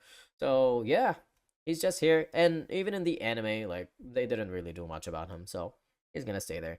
Nekomaru Nidai, you're gonna go and be I prefer you over. Yeah, you're gonna be right behind Chihiro. First of all, he's hot. Second of all, that's it. There's no second of all. He's hot. I like that he's an Ultimate Team manager. I liked his dynamic with Akane. It wasn't my favorite, but it was kind of cool seeing just like two idiots have at it. But ever since he became an ultimate, not an ultimate robot, that's Kibo. Whoa, are you calling me not an ultimate robot? I exist, Luke. Okay, yeah, I see you right there. You're the ultimate robot. But ever since Nekomaru became a robot, everything just went downhill from there. I wasn't a big fan of him after he became a robot. He was kind of just there to be a victim, and yeah, he's hot though. Mikan, sorry, you're even below these two. I do not care for Mikan at all. He was. They called her the ultimate nurse, but no, girl, she was the ultimate fan service. Okay. That's all she was basically. And chapter 3 was bad, obviously, because every chapter 3 is so weak for no reason at all. But nah, she's weird. I'm sorry. There's nothing I like about her. Her character design is bad. I don't like it. She just looks like a normal nurse, and that hair sucks. I know there's lore behind that hair, but I don't care. Okay, she's a fictional character. I'll put her wherever the hell I want to, but I just don't care about her at all. I really dislike fan service, and I mean, we typically grow numb to fan service the more anime we watch and the more anime style video games we play. But I mean, we just grow a little bit desensitized to them. But I can never like that stuff. Like I would grow desensitized to it, but god dang, I cringe to it always. It's so unnecessary to have her be that big of a fan service. Oh, just stop. Just stop. Seriously. Oh my god. Okay, Pekko. We're gonna go and B. I prefer you over Asahi. Actually, I prefer you over Nekomaru. Hmm, and Chihiro. And Mondo. Yeah, I like him more than everybody else in this tier. Um, it's unfortunate that she died in chapter 2 because when I saw her character design, oh god, I knew she was gonna be one of my favorites. Like, if she lived longer, she would have been an A for sure. But the thing, actually, I think her character arc concluded right where it should have. I think it was fine that she died in chapter 2. But besides everything else in her character, the thing that makes me put her in B is her whole way of thinking of her being a tool. She always called herself a tool, an object to her master. And I just didn't vibe with that at all. I was like, you need to stop. Because she was trying so hard to like convince everybody that she was a tool. And, if a tool committed murder, then it doesn't count. And I'm like, I'm sorry, Peko, that is the dumbest arguments you can make, like, ever. Are you serious? Just, God, that was such a dumb arguments for her to make. And I was like, you need to stop calling yourself a tool. Seriously, it's annoying. That whole thing just annoyed me so much about her character. I understand why, but god dang, she kept on repeating it every single sentence. Like, stop. But besides that, I love her character design so much. It's actually one of the best character designs in the game. You know what? One day, I'm gonna make a tier list because I have two different tier lists in mind besides ranking the characters. I want to rank characters based on their character designs only, and only character designs. And I want to make another tier list where I rank everybody's ultimate talents, because I don't remember seeing a tier list of ultimate talents at all. And if I have to be frank with you guys, I think the Danganronpa games don't utilize people's talents as much as they should. As much as they should have. Like, yes, there's like 5% of characters whose talents have like been shining so much in the games. But like the rest of the 95% of the characters only have their talents there because yes. Yeah. So I am gonna make a tier list of people's talents later and see where that goes. But yeah, Pico's gonna be right there. Gundam! I love you, Gundam. Gundam. What a great character. What an awesome character. Um, I will say I understood the message in chapter 4 that no matter what, you shouldn't give up on life so easily and all that stuff. But yeah, he could have executed his dialogue better in chapter 4. I'm pretty sure it must have been confusing for a lot of people. Like, you would have to dig in and, decipher his freaking dialogue to come to that conclusion of his message. But I feel like they should have definitely made it clearer, made his message much clearer in chapter 4, because you definitely had to sit down on that and think about what his message meant in chapter 4. But that was my only criticism. I really, really wish he lived.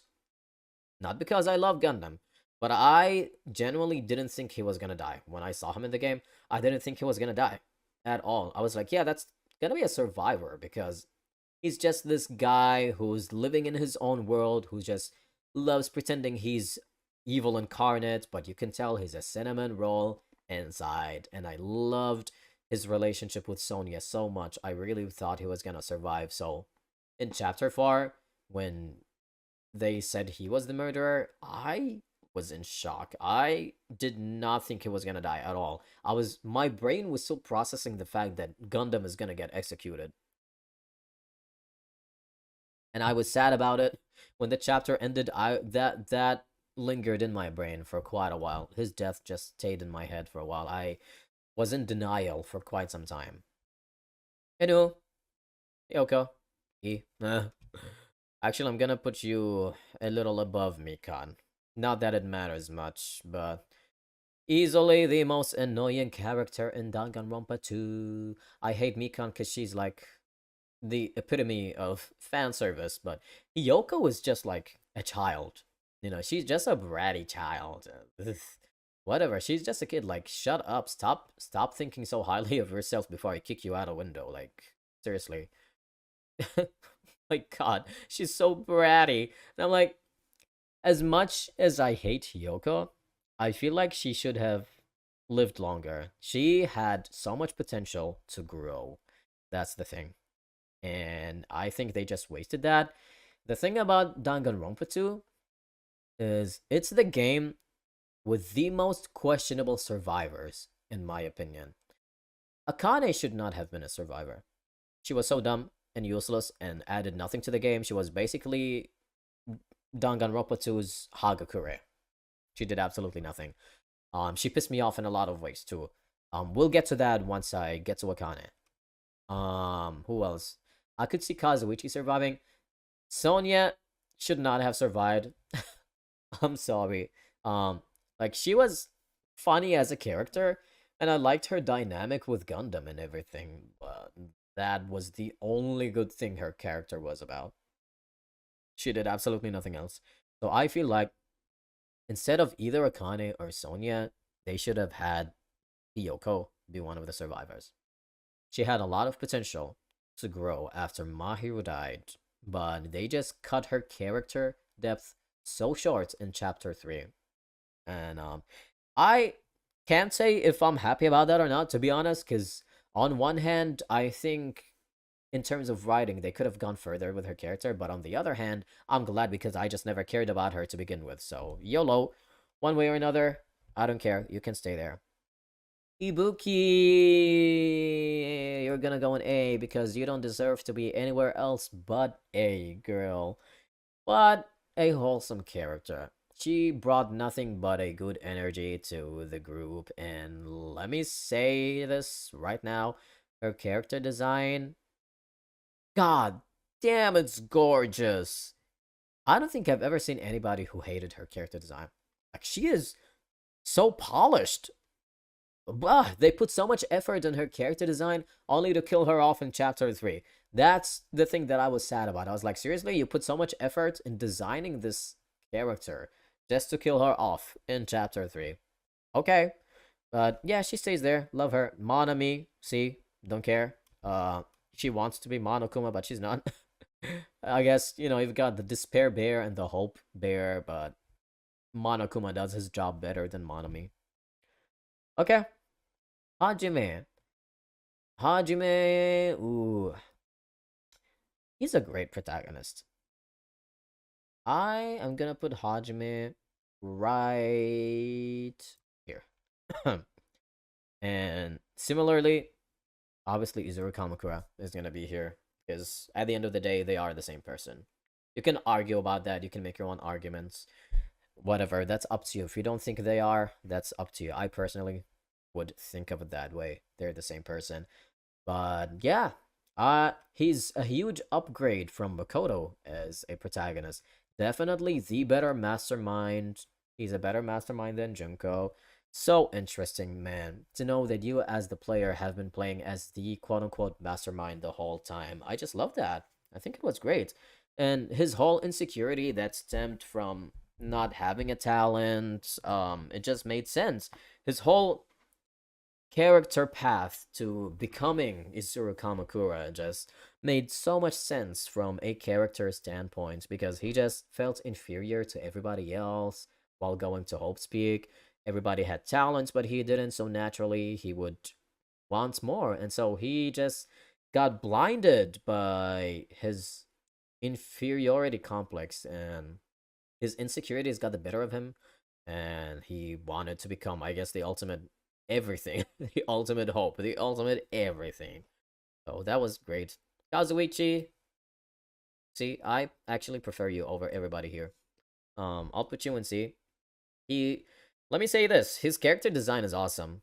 I actually fuck with that character design so much, but that's all there is. That's all there is to him. He is just horny for Sonya.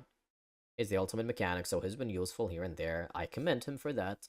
But besides that, he's just dumb, and he's surviving when he's dumb. So yeah, I'm not complaining about him surviving.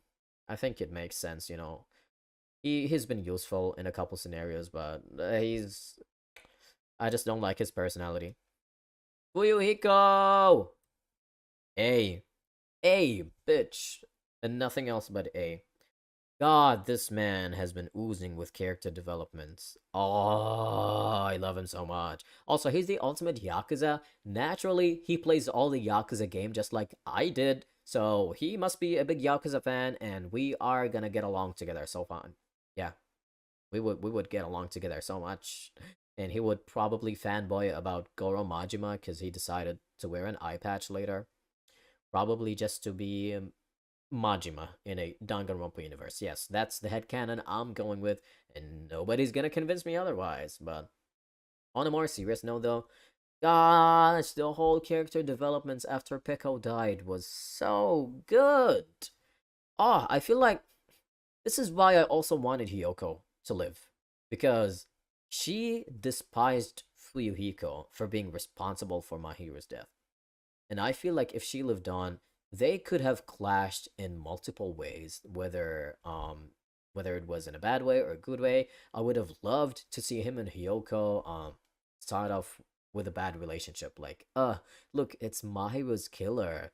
And they would not get along for a while, but eventually something happens in a plot where they both come together and they finally get along. And I would have loved to see that happen, but no, they cut that short by killing Hyoko off. Nagito! Oh my god, where do I put Nagito? I'm gonna put him in B. I think I think I'm one of the few characters, one of the few people who don't have a strong opinion about Nagito. Because every time I talk to somebody, they either love Nagito or they hate his guts. There was never anything in between, and in my opinion, he's just there. And not because of character writing. I do think he made Danganronpa 2 a lot better than it would have been without him. He played a huge role in there. I think they've done so well creating his character and just like involving him with the main plot. Case 5 was something else. It is still one of my favorite cases till this day from the second game.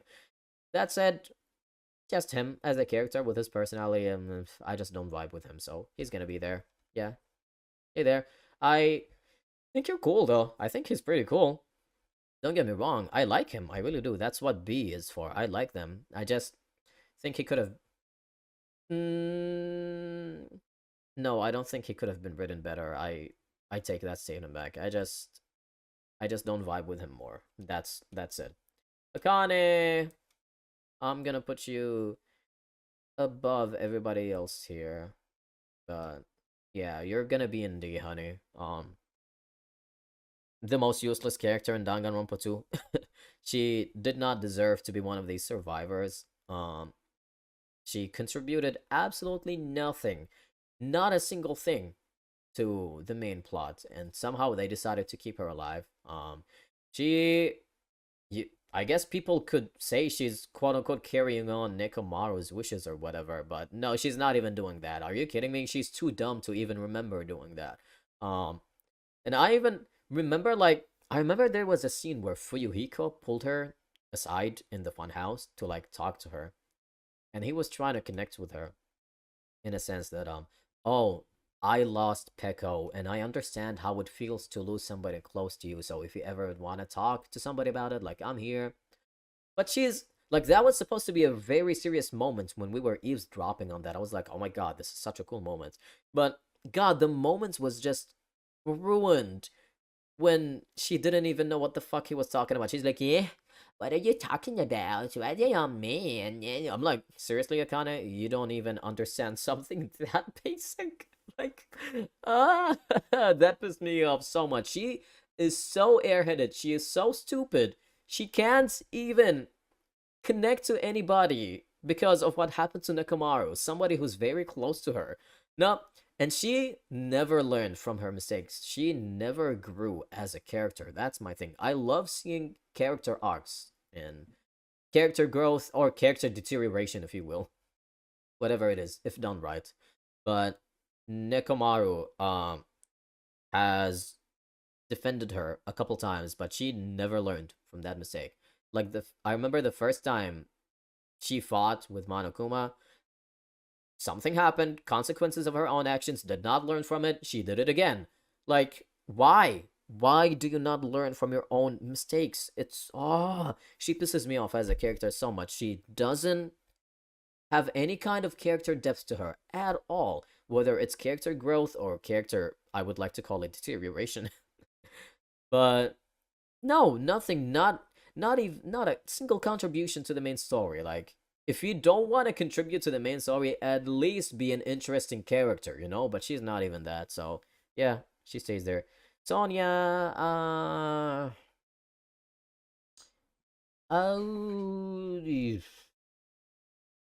I am indifferent about you. He's there.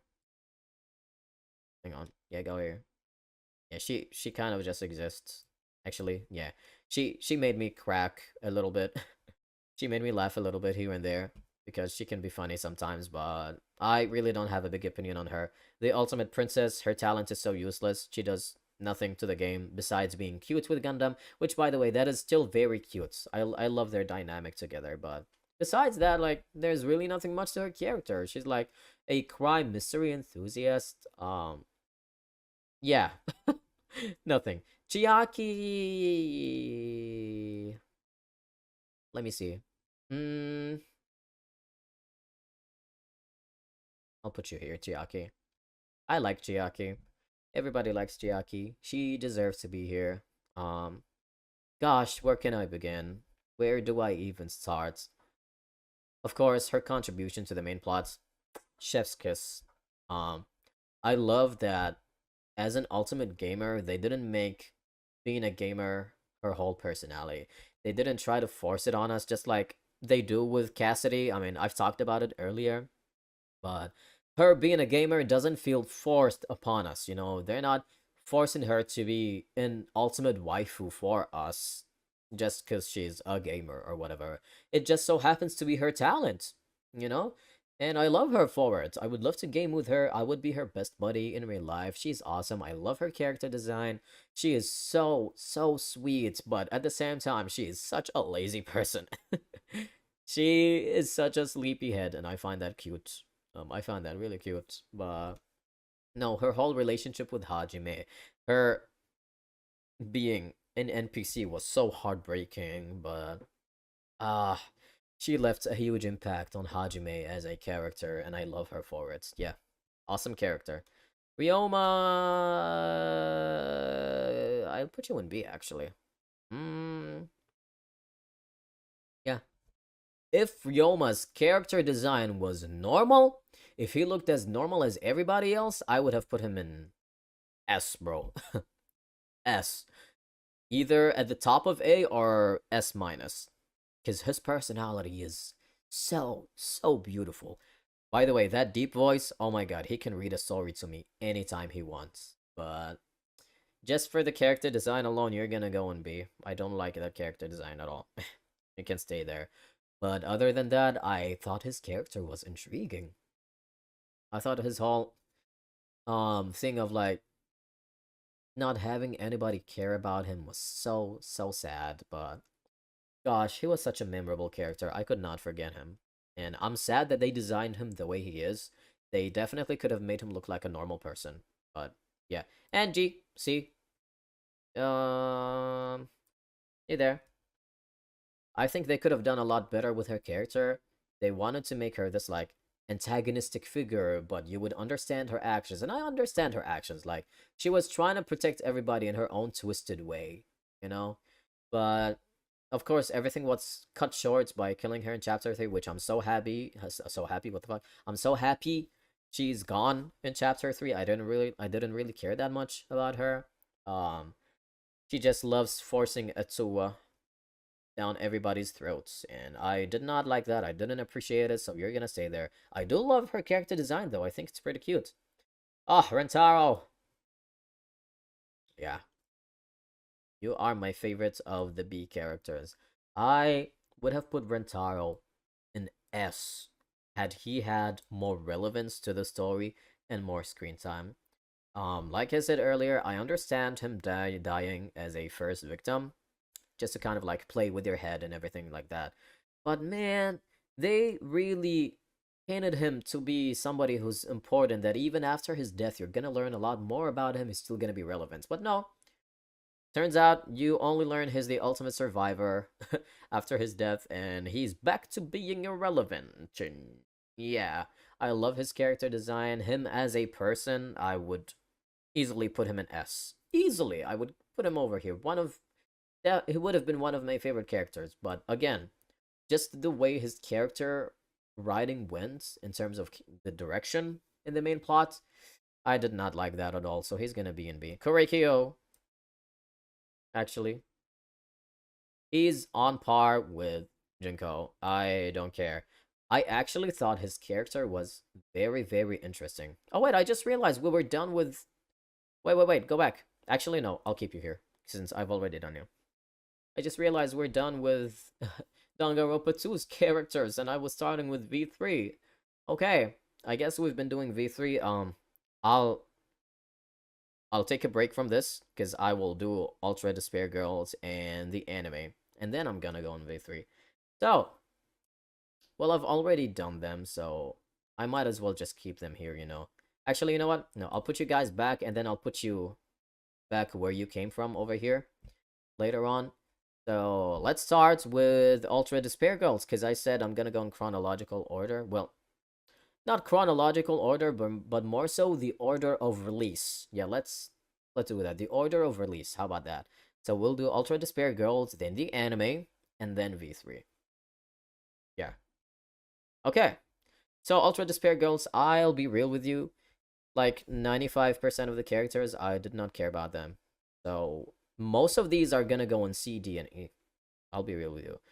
So Kurokuma, see, this guy, I forgot his name. He's voiced by the same person who voiced Maki in V3. Um, actually, for him, I'm actually a little bit indifferent. I think he's better than everybody else. So yeah, he's there. But again, he's still a bratty kid, so he's gonna stay there. Um, Jotaro, I think his name that I think that's his name. Whatever. I forgotten. I don't even care about remembering his name. This guy, Asahina's brother. I think his name is Yuta or Yuya or whatever. I think Yuya. He died. He appeared for like 5 seconds and then died. So you are just gonna be an E because I don't even know you, brother. So you can stay there. Komaru, I'm gonna put her in. I'm gonna put her in B. I think she's very pretty. She's definitely better than her brother because I like her whole character developments, growing from this really weak person to somebody who's capable and strong and leader like. And I love her relationship with Toko. Easily the best thing in that godforsaken game. Oh my god, I hated Ultra Despair Girls so much. It could have been so much better. But no, it was just bad. It was just a bad game. It was only fun for like a couple seconds when you get to control a Danganronpa game in a different manner. Like, oh my god, we're not stuck somewhere. We can actually shoot something here and there, and it's a different gameplay. That's so much fun until you realize the story is utter shit and the characters are even shittier. So, yeah. But yeah, their relationship was the highlight of the game, and she's a B. I forgot her name. Hagakura's mom. Indifference. Again, I mean, she's a great person, but the only memorable thing about her is that she's hot and that she's Hagakura's mom. And I mean, she is very hot, but yeah, I'll just keep you there. Nothing else. This kid, D, you, I guess I prefer you over them. You there?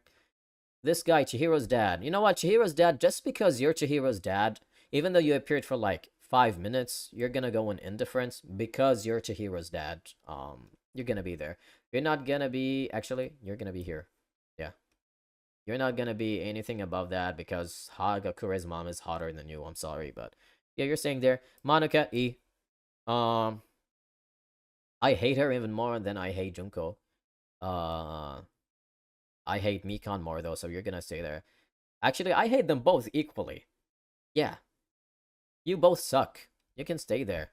Literally, she's so annoying. And she's just a bratty child, so she's gonna stay there. Shirokuma. Again, you guys are basically the same. I don't really care. So you're gonna stay there. Yeah, Ultra Despair Girls characters, literally the worst. I don't even know what they were thinking with these characters. Okay, let's go with the future arc. Danganronpa 3 future arc. I don't remember most of these characters' names, and I will tell you most of these are either gonna go C, different, indifferent, or B. Some of them are gonna go less than that. Great Gozu, I think your name is do you deserve to be in C or lower? I think I'm gonna put you lower just because like we don't know you. You died so early. Mitorai, I'm gonna put you in C, probably above Mukuro. Yeah. He's had some good screen time, I guess, in the anime, but his character just it was just there. I didn't really care much about him. I think his name is Koichi. I really like this guy. This guy's gonna go in B. His character design is really hot.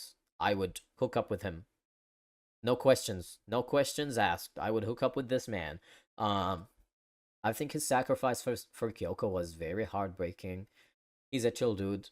Um, Again, the characters in Danganronpa 3, Future Arc specifically, did not really have enough character depth, not enough screen time. And again, it would be very hard to do that in like, what was it, 12 episodes from the anime? It would have been pretty hard to do that. I acknowledge that, but nah. Like at the end of the day, nobody had much screen time for me to put them anything above B. There's only one person that I'm gonna put above B. I'm gonna put that person in A. We're gonna get to it in a bit. This robot girl that we never saw alive because she was controlled by like, what was it, Monica or Junko? One or the other. You can go there. Ruka E. You're as terrible as these two right in front of you. I hate you guys equally. Oh my god, she is literally the bitchiest character in the game. I mean, in the anime. Izayoi, I love your talent. Again, you're the ultimate blacksmith. Just like Ingrid's talent. Your character design's awesome. I would have put you in A because of your talent and your character design, because they're both so badass. But because you love Ruruka, you're going in C, buddy. I'm gonna put you above everybody else, though. Yeah. This guy, Bandai, I think. Yeah, go there. You're the first person who died. Okay, Juza, this is the man that's gonna go in A for me. I'm gonna put him above. Yeah, probably not above Fuyuhiko. I don't know, actually. You know what? Yeah, I like him more than Fuyuhiko. I. This is why the other characters in Future Arc did not have screen time. It's because Juzo over here stole all the screen time from them. No, no. He's one of the very few characters, probably the only one from the new characters in the anime who got the screen time that they deserved. Oh my god, he is literally the best. I love him. First of all, he's the ultimate boxer, easily. Um, that definitely knocks him up there with like Sakura, because that's a form of martial arts. But this man, his character design is so hot, and he's queer. I relate to that. He's attracted to men. I relate to that. So I love connecting with characters, and I definitely connected with Juzo in that aspect. So I would put him there. But god damn, it was so sad. His character is so sad. His sacrifice for Munakata. I could never forget about that. Oh my god, dude. When he died, I could not forget about that episode for a very long time. It really broke me. Oh my god. I mean, I knew he was not gonna survive, but dude, why? Why do you have to go? Tengen, screw you. You're gonna go in D. I don't even know anything about you, dude. You're gonna stay there. Seiko, you're better. I will put you in B, actually. I liked her. I think she didn't deserve anything that Ruruka put her through. So, for that reason, she's gonna be there. Munakata, meh. I don't have a big opinion on him. You're just gonna stay there. Whatever. Chisa, she's a wasted potential. She's definitely one of the wasted potentials there. I'm gonna put her in indifferent though. Um, could have been worse, could have been better. That's the thing about her character. Um, yeah. I mean, they turned her into despair very quickly. So there's really not much to say about her. She's gonna stay there. Um, Just an FYI, by the way, I'm gonna be putting all of my favorites over here, and at the very end, when I'm done with the entire list, I'm gonna decide who between my favorites I'm gonna be putting above, like, my favorites between all of the games. Okay, so Rentaro was in B. We're doing V3 now. I know Kyo was like in D, I think. Yeah, he was like right next to Junko. So yeah, it doesn't matter. He's there. Yeah. When I first started V3, I actually thought Kyo was a very interesting character. I still love his character design. I thought his personality pre chapter 3 was great.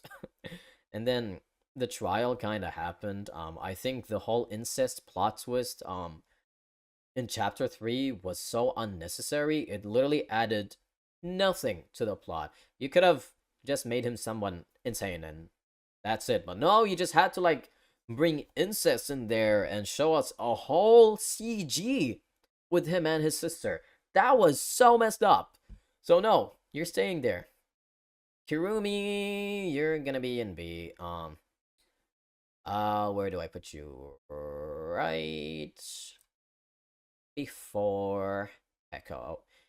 I love your character design. I have a soft spot for Kurumi just because she is basically 2B. She is definitely 2B. Their character designs are so similar. Their personalities can be similar.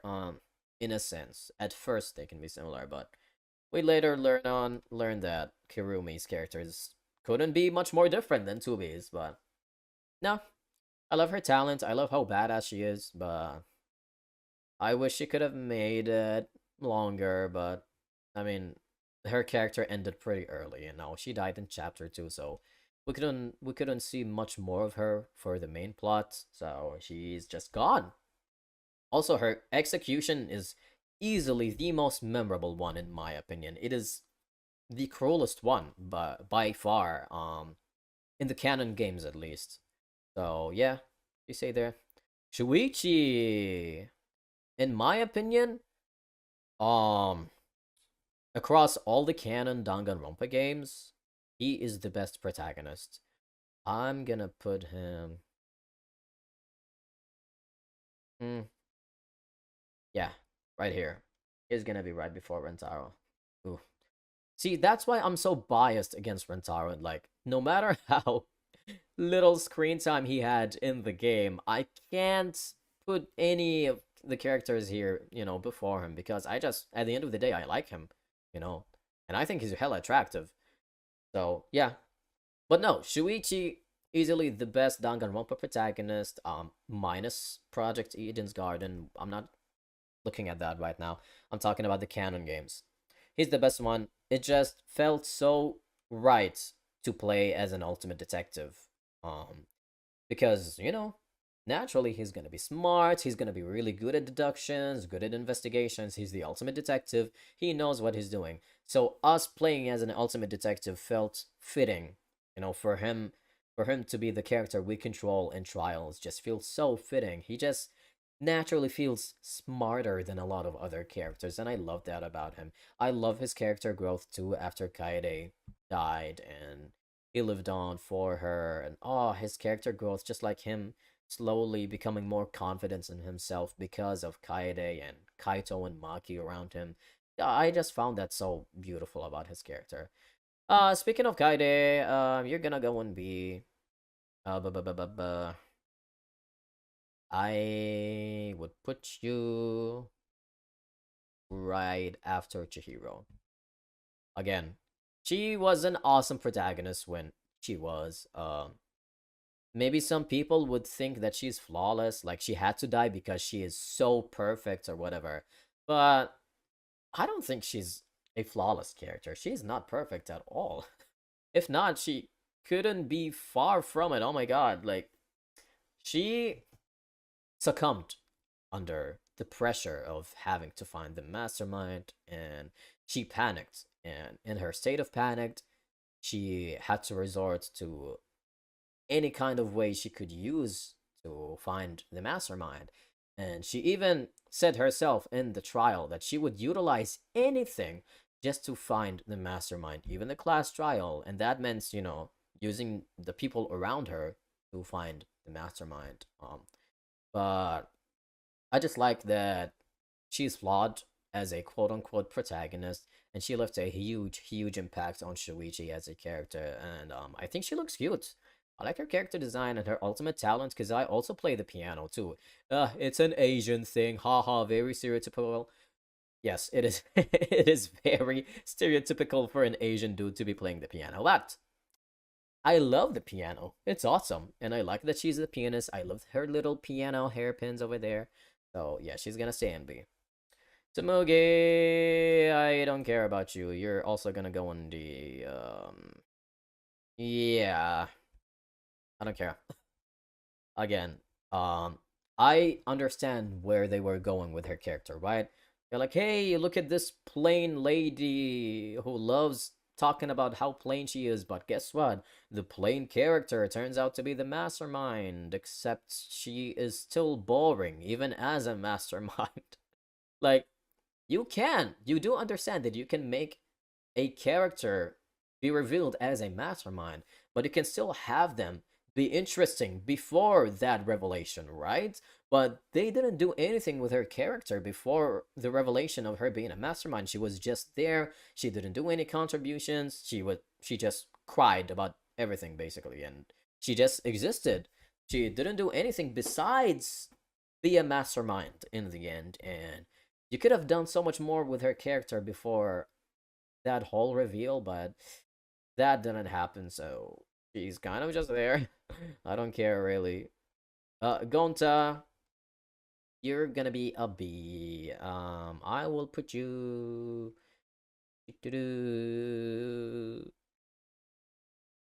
uh right there. He's just a pure sweetheart.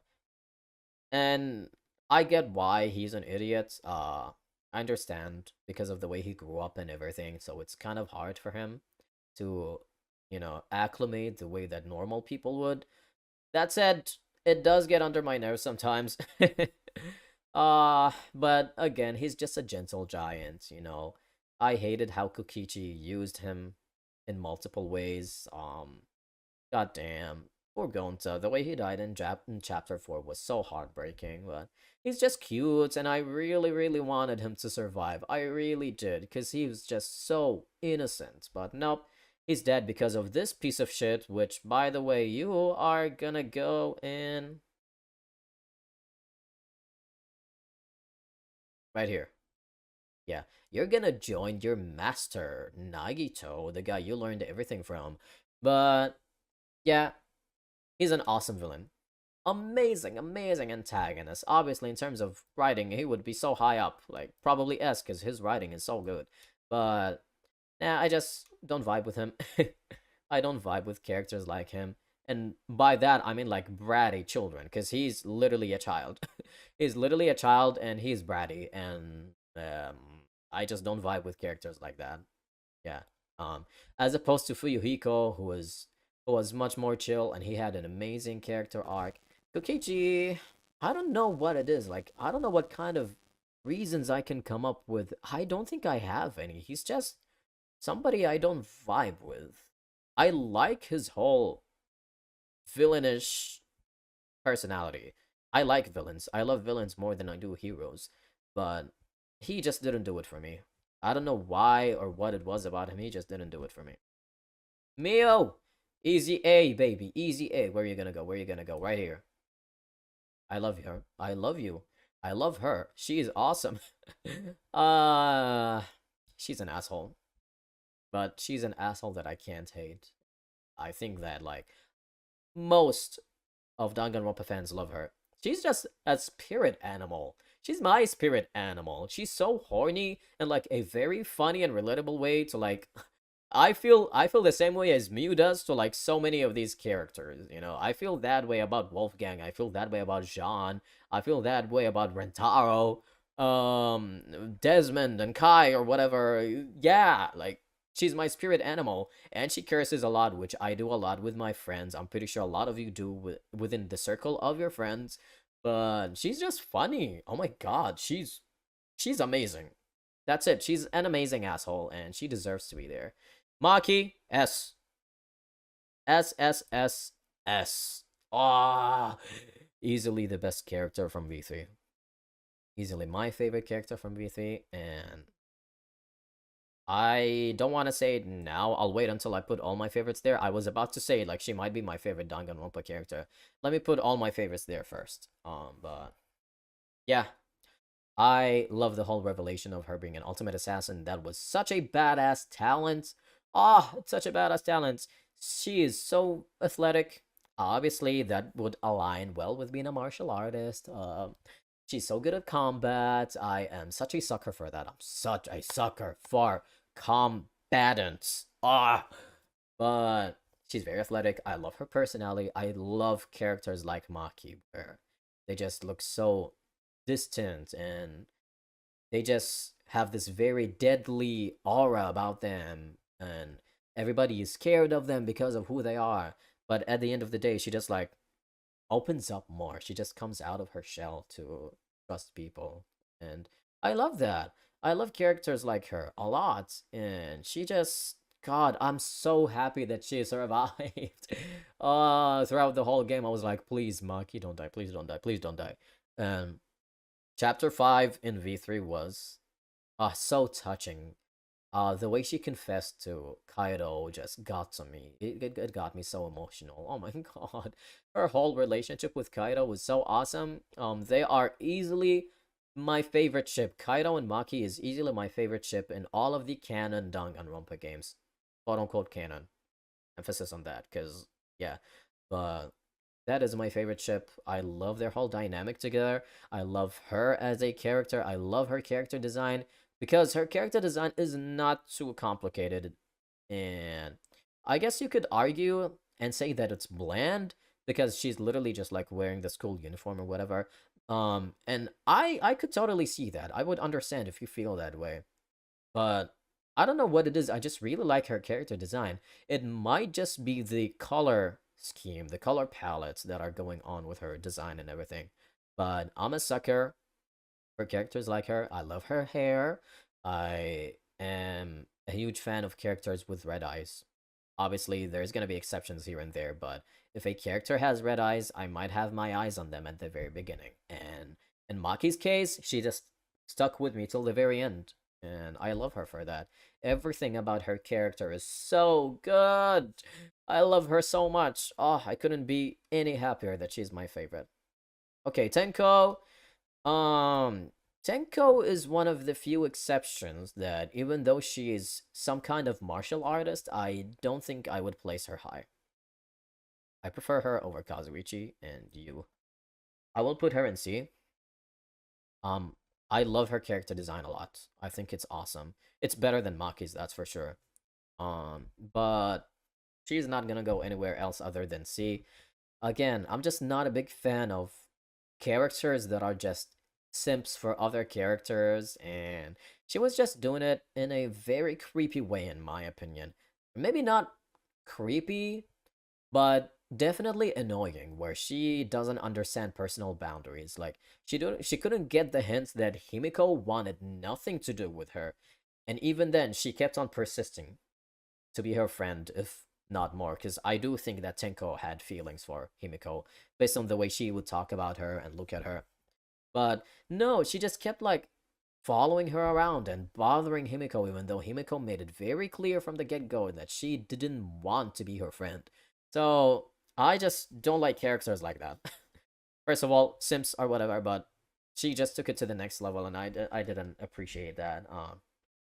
I do understand her whole message behind, like, you need to be very expressive, you should be open with your feelings and all of that stuff. I understand that. Definitely. I love that message. I follow that message.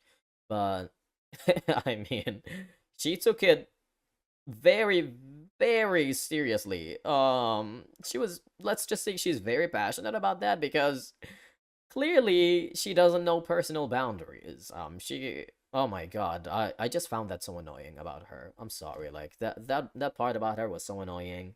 So she's gonna stay there, and yeah, I do love that she's also a martial artist though. Uh, okay. Kibo, indifferent. I don't care about him that much. I don't love or hate him. He's just gonna stay there. Nothing else to say. Hey, Miko, you're gonna stay right here. I do not care about you. You and Ruruka. I hate her so much. Again, like I mentioned before, a character being evil is not necessarily the deciding factor for me to hate them. She was just so annoying. Oh my god. And yeah, I know she got her own character development or whatever, but at that point it was too late for me to like her. Like the damage was already done, especially in chapter 2 where like someone literally died and she would keep insisting that her magic is real. Like, girl, you're in a class trial. I don't understand why you keep wanting to hide your quote unquote magic tricks. Like, just reveal it, girl. Reveal it. Shut up. Get over it. We're trying to like figure out why this person died. That's why we're trying to learn your trick. And she's like, no, it's real magic, bro. I am gonna slap you so hard, take your magician's hat off of you, and throw you out my window. I'm just saying. So annoying. But yeah, and I'm just not a big fan of her personality, you know. Her whole yeah lines just I just didn't vibe with them at all.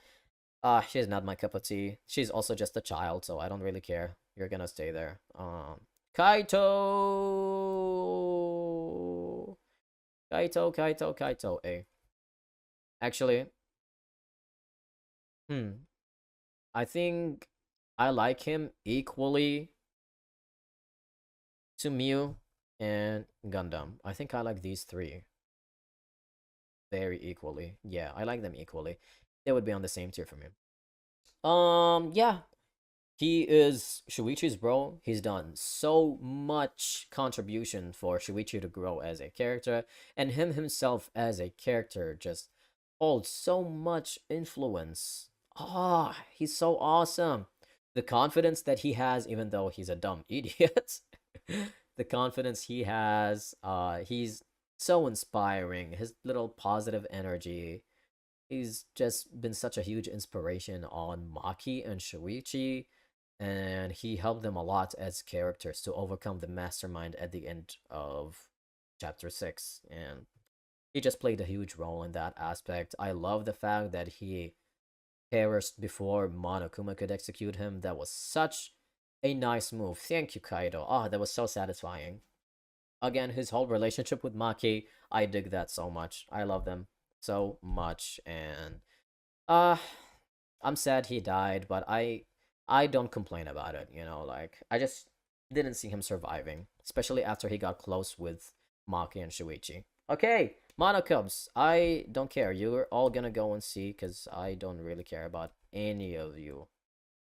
There you go. It's funny because I still prefer them over Akane, like over the people from this tier. But yeah, they're still there. Yeah, that would be my characters from V3. Now we are gonna go back to Eden's Garden, except this time the tier is probably gonna change depending on, you know, where I'll put them based on these characters.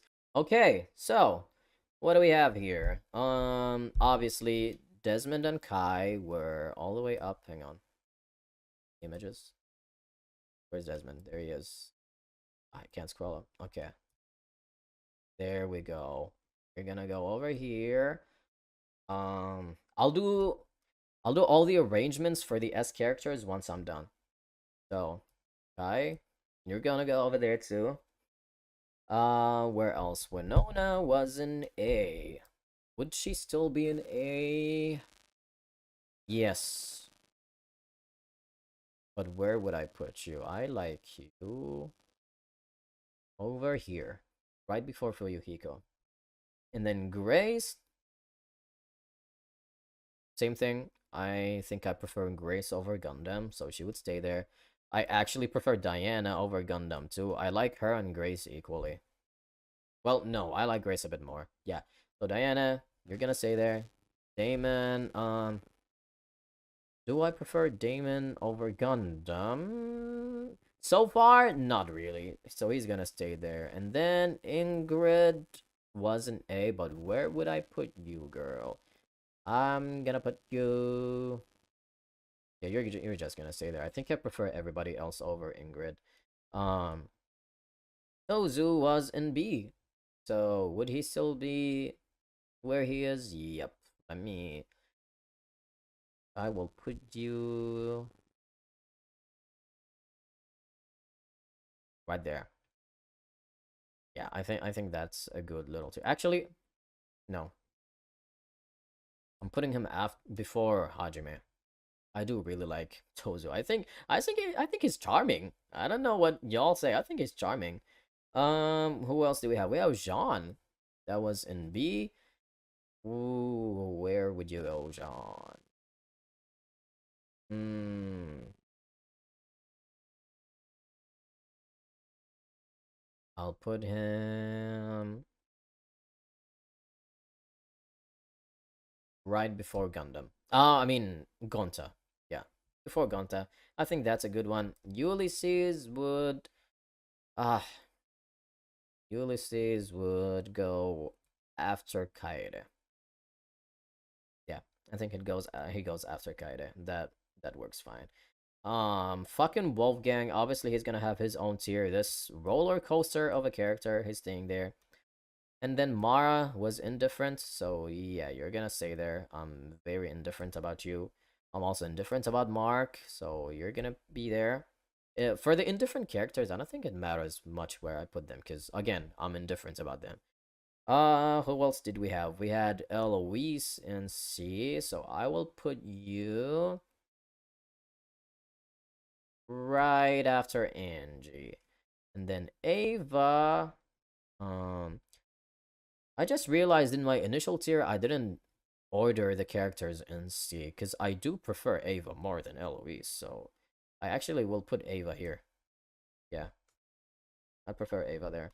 Jet, yeah, I don't really care much. You're gonna go after Eloise. And then we have Toshiko in D. She would definitely still be in D. Although I do prefer her over everybody else in this tier. I do think she's more endearing than literally all of these freaking characters. And then Cassidy. Um Cassidy. I hate this girl so much, but she's more tolerable than all of these down, I think. So yeah, I will keep her over here. Okay, so this is my Danganronpa, the ultimate. Oh wait, no. We're not done. We're not done. Damien, where are you? Get back. Let's go. We're supposed to be here, my guy. Now we gotta choose who goes up there.